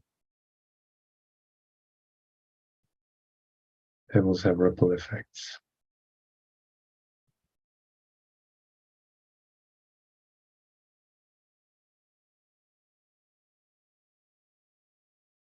So I am God's son. Answer the question, what am I? Yeshua says, I am God's son, or I am perfect love's extension. Complete and healed and whole, shining in the reflection of his love, or its love. In me is his creation sanctified and guaranteed eternal life. So its extension is honored and guaranteed eternal life in me.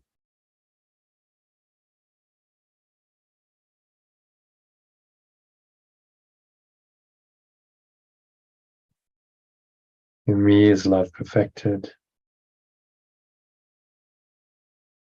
fear impossible, and joy established without opposite. And say to yourself, love is perfected right now. Fear is impossible right now. Joy is established without opposite. And just breathe all of that in. You're breathing in the joy.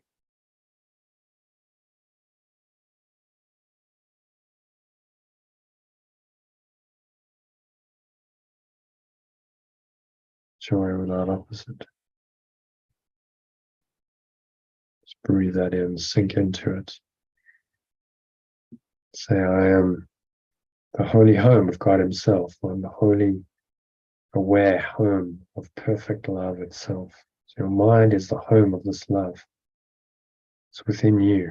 I am the heaven where his love resides. I am the state of pure formless awareness in which its love resides.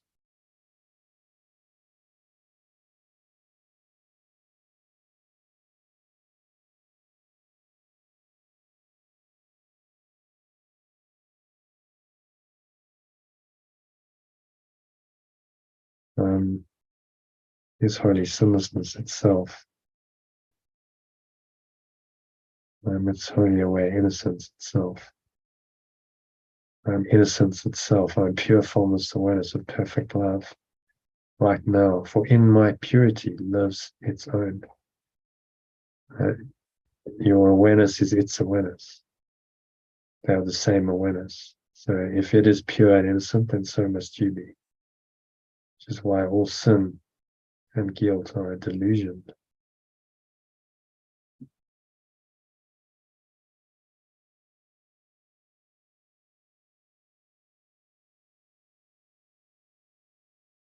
So just rest here in this deep peace and stillness for a few moments, breathing in and out through your nostrils. And just finding this happy state. If you sit quietly and you're not seeking happiness, then it may just come in a light upon you, as today's quote shares.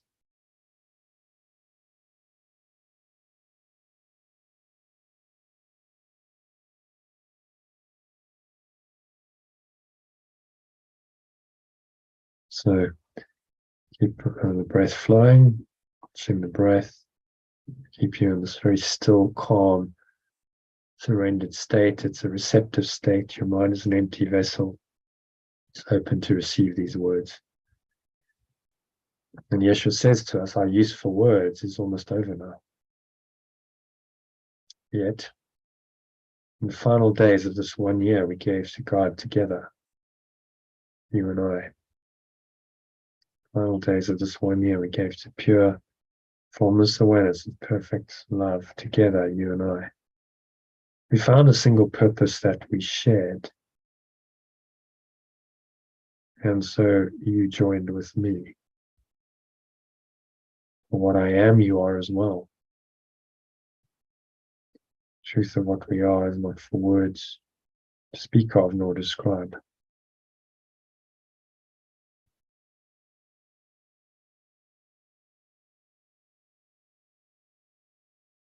Yet we can realize our function here. And words can speak of this and teach it too. We exemplify the words in us. Alternatively, yet we can realize our function here. And if we live by the words in us, words can speak of this and teach it too. So he's asking us to go more into the experience beyond words, but we can use words to speak of our experience and teach it to help others.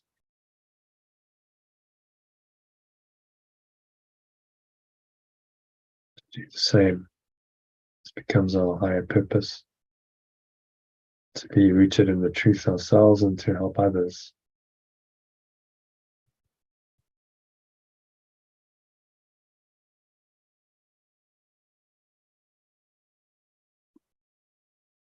So we are the bringers of salvation or freedom.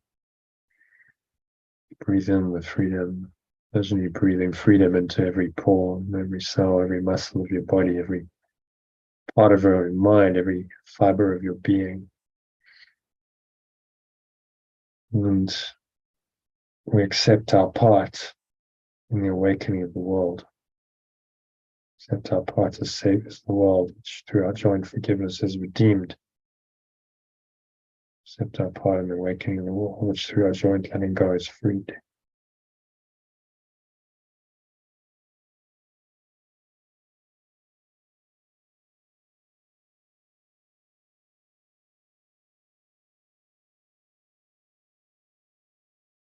Through our joint letting go, we free the world.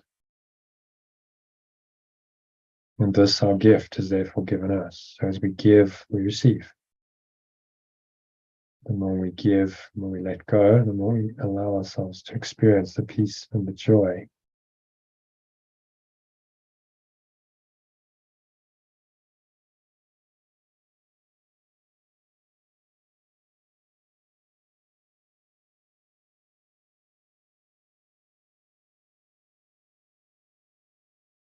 We look on everyone as brother, as companion, and perceive all things as kindly and as good. We perceive every event and circumstance as beneficial and good. So if you're dealing with anything in your life where you don't think it's beneficial, you don't think it's good, there's resistance to it. Remind yourself of this principle. It's all good. It's all happening for you.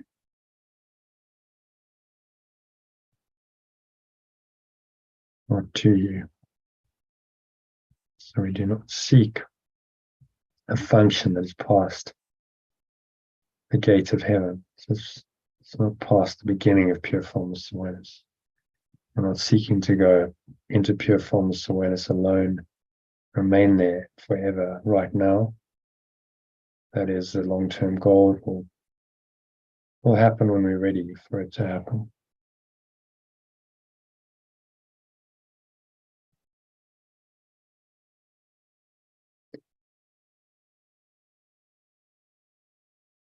So knowledge will return when we've done our part. It's knowledge of who we really are, our true awareness, true self. Return when we've done our part, and our part is to let go of all the obstacles, the blocks to the awareness of love's presence. That is our only responsibility here. Which is why Yeshua says forgiveness is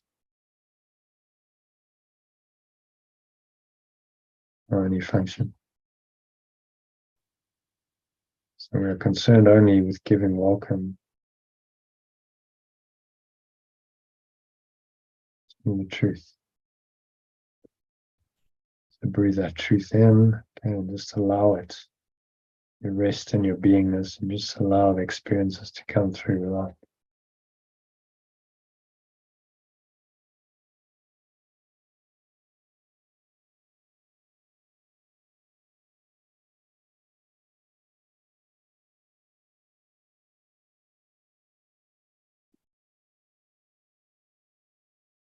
So just keep watching your breath, sinking deeper and deeper with each breath into this very still, calm, quiet place in your mind where you know the truth experientially. You don't have to be told the truth. The words just confirm the truth that you already know.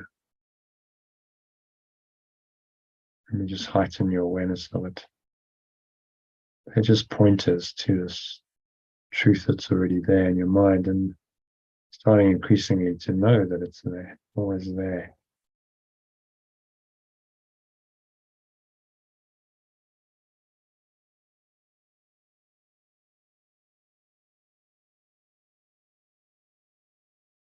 So our eyes are the eyes through which our true selves, Christ's vision, sees the world redeemed or freed from every thought of sin. Ours are the ears that hear the voice for God, or the voice for perfect love, proclaim the world as sinless or innocent.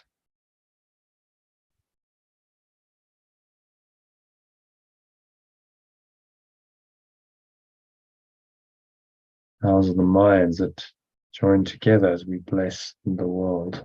And from the oneness that we have attained, call to all our brothers or companions, asking them to share our peace and consummate our joy.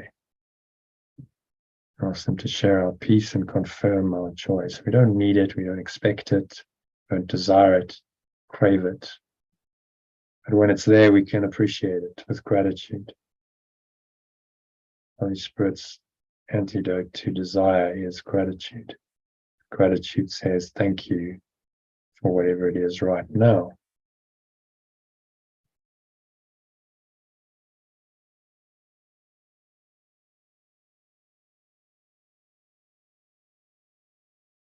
So feel this gratitude in your heart.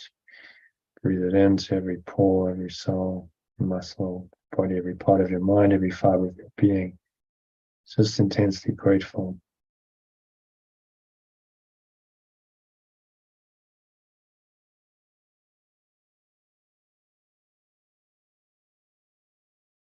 So we are the holy messengers of God. We are the holy aware messengers of perfect love. We speak for it, speak for God, and carry his word or carry its message to everyone whom it is sent to us. As we do this, we learn that it is written on our hearts. So as we give a message, we must start to know the message as true for ourselves. The more we give it, the more we confirm that it is the truth for ourselves. And this is the advantage of being a messenger of God or perfect love in this world, a teacher of God, as he calls it, because you're teaching that which you need to learn, and you learn ultimately is written on your heart. This is the way you learn this thought system. And so our minds are changed about the aim for which we came. and choose to serve.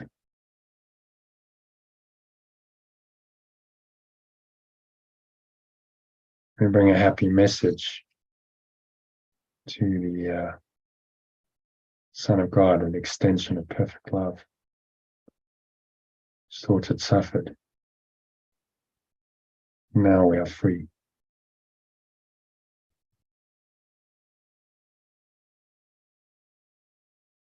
Now we are redeemed. And as he sees the gate of heaven stand open before him, so as we become more and more aware of this state of pure formless awareness, it's within us. We will enter in and disappear into the heart of God. So we'll enter fully into it, and our separated self-concept will disappear in this pure formless awareness, perfect love.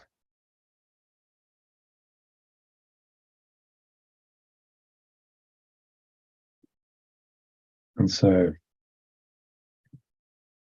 just sinking inwards, disappearing into this part of God, the pure awareness that you are. Don't wait. Yeshua says in the lesson, why should I wait for this? My Father or my source. Why should I wait for the joy you promised me? For you will keep your word or promise that you gave your son or extension in exile. Say to yourself, I am sure my treasure waits for me. And I only need to reach out my hand to find it. Even now my fingers touch it.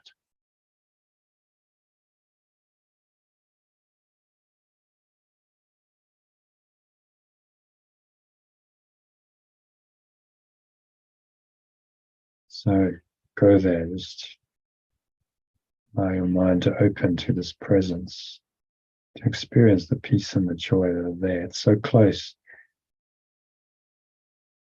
It's as though you can reach your hand out and touch it. Fingers touching it, maybe. That helps you, that analogy. You can imagine that. It's very close. You need not wait a moment more to be at peace forever.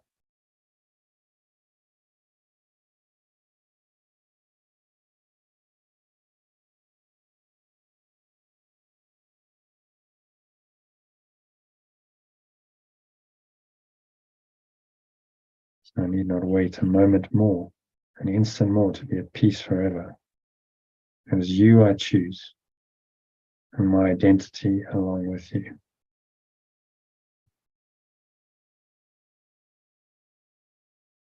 Your son would be himself and know you as his father and creator and his love. Translated, I, your extension, choose to be myself, capital self, and know you as my source and my own perfect, loving awareness. Choose to know that, experience this truth.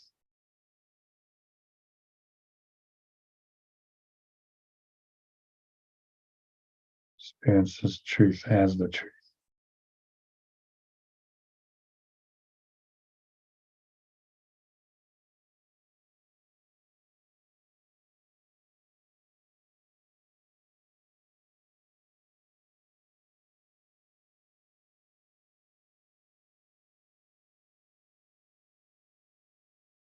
So I, your extension, choose to be myself and know you as my source and my own perfect, loving awareness.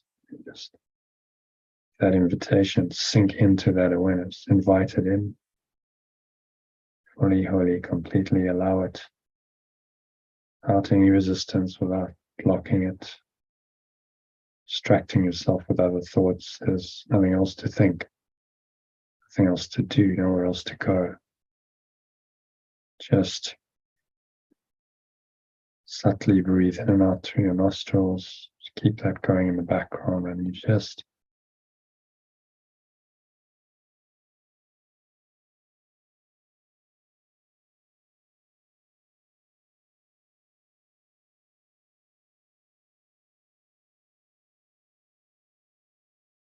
Just surrendering into this loving awareness.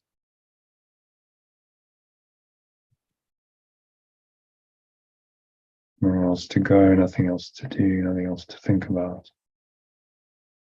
Drop everything else and just let go and let God be your own awareness for the next couple of minutes of deep silence.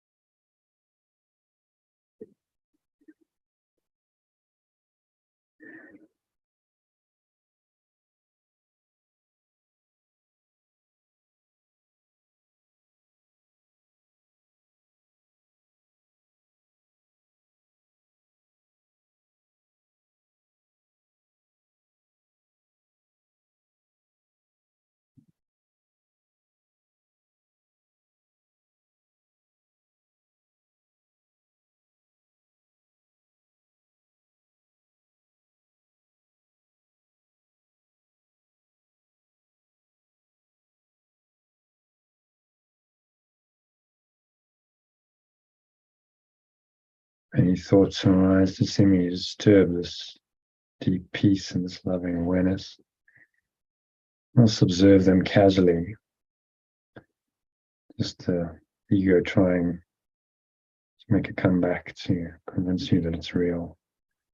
But you know better, so you just look at it from this higher awareness, part of your mind that knows none of these things are true, and you dismiss it with the help of your breath and today's lesson. So when I accept perfect love's message, there is no end to all the peace, joy, and corrections that I will experience and give. So why not today? Why not right now? So just correct that false belief, that distraction by letting it go. Exhale it with the breeze of your breath.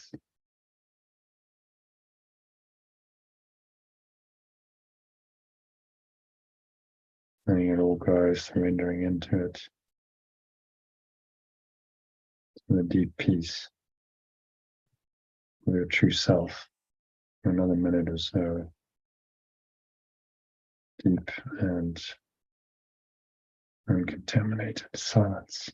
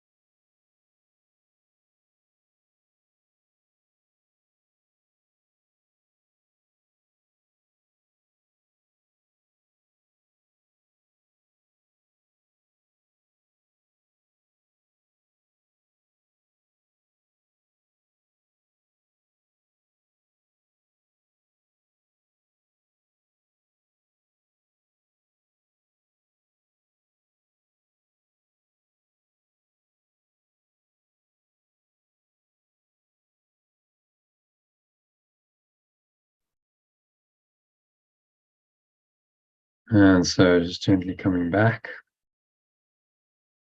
in this deep state of awareness into awareness of the body and the breath and the senses and the world. And on the count of 3, you're going to open your eyes. So 1, just breathing in. Just noticing how the stomach rises and the chest rises. Subtle flow there and through the nostrils. And so strength and muscle to lock the energy in. Notice that subtle sensation of the energy lock, the air flowing into the nostrils. Maybe you feel a subtle tingling up the spine as the energy raises up to the crown of your head, just pausing at the top of the inhale. So maximal inhale breath. Just smile. So scan your mind one more time. Notice any thoughts, emotions, body sensations. How you can notice emotions is through the body sensations. So you notice how those emotions show up as feelings in the body, and you just choose to let them go as you exhale. Just blow them all away, blow them out. The breeze of your breath. So nothing is there really. It's gone. Pull the lower stomach into the spine.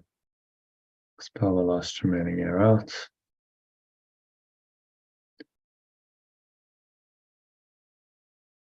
And just rest here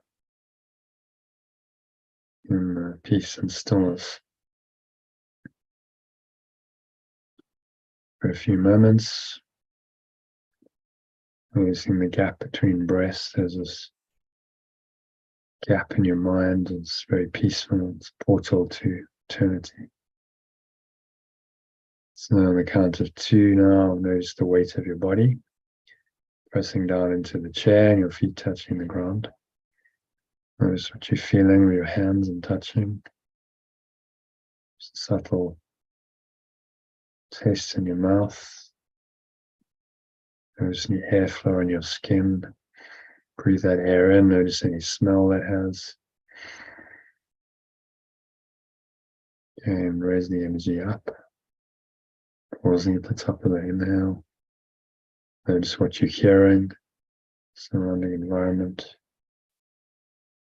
But without any judgment. So there's no judgment of any of your sense perceptions.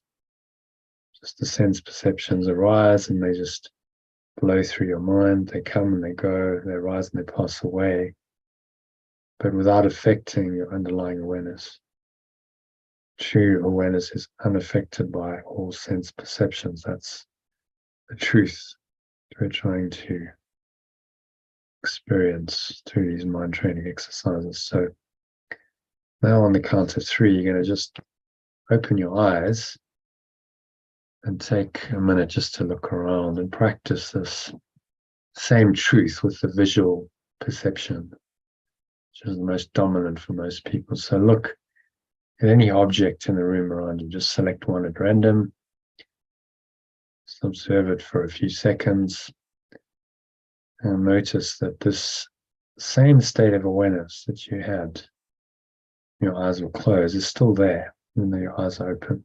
Things really change. Close your eyes again briefly, and then you notice that awareness, and you open your eyes, and that awareness is still there. So if your mind is not thinking about the objects, people, situations, circumstances of this world, then this awareness remains there, present in your awareness. And it's always there. That's what Yeshua's telling us. It's your true nature, it's your fundamental awareness. It's always there.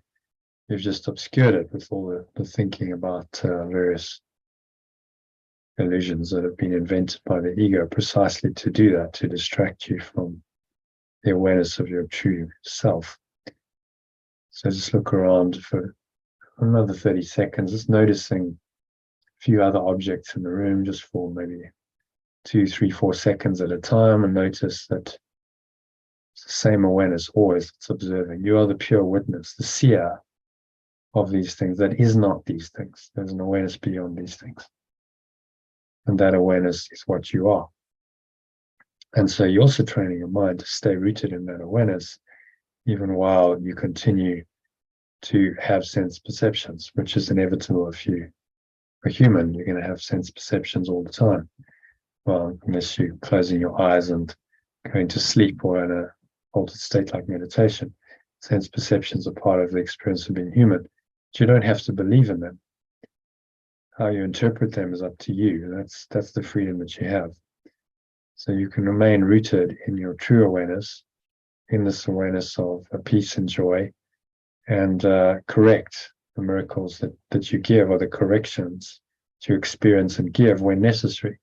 So if anything comes in to make you judge, to cause any kind of negative mental and emotional reaction, you feel a contraction in your mind, you feel not open and peaceful and expansive anymore, there's something there that's not that, then it's a call for correction or miracle, to let it go and return your mind to the foundational peace and happiness, which is yours in truth.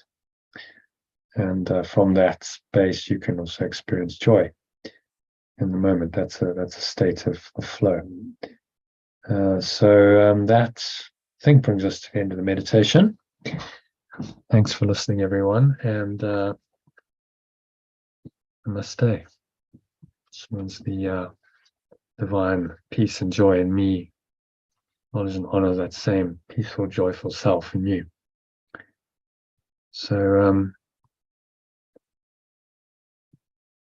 is everyone happy to end the session here? I don't mind. We can read the insert as well. There's five paragraphs there if you want to, but otherwise we can end it here. I read it in the meditation. Kim, how are you feeling? Do you need to go? Yeah, I'll go. Thank you, Cholo. Okay, maybe Yes, can you yes. I'll stop the recording. Can we chat for 5 minutes afterwards, or do you need to leave straight away? You're asking me. Yes, yeah. I can do 5 minutes, yeah. Yeah.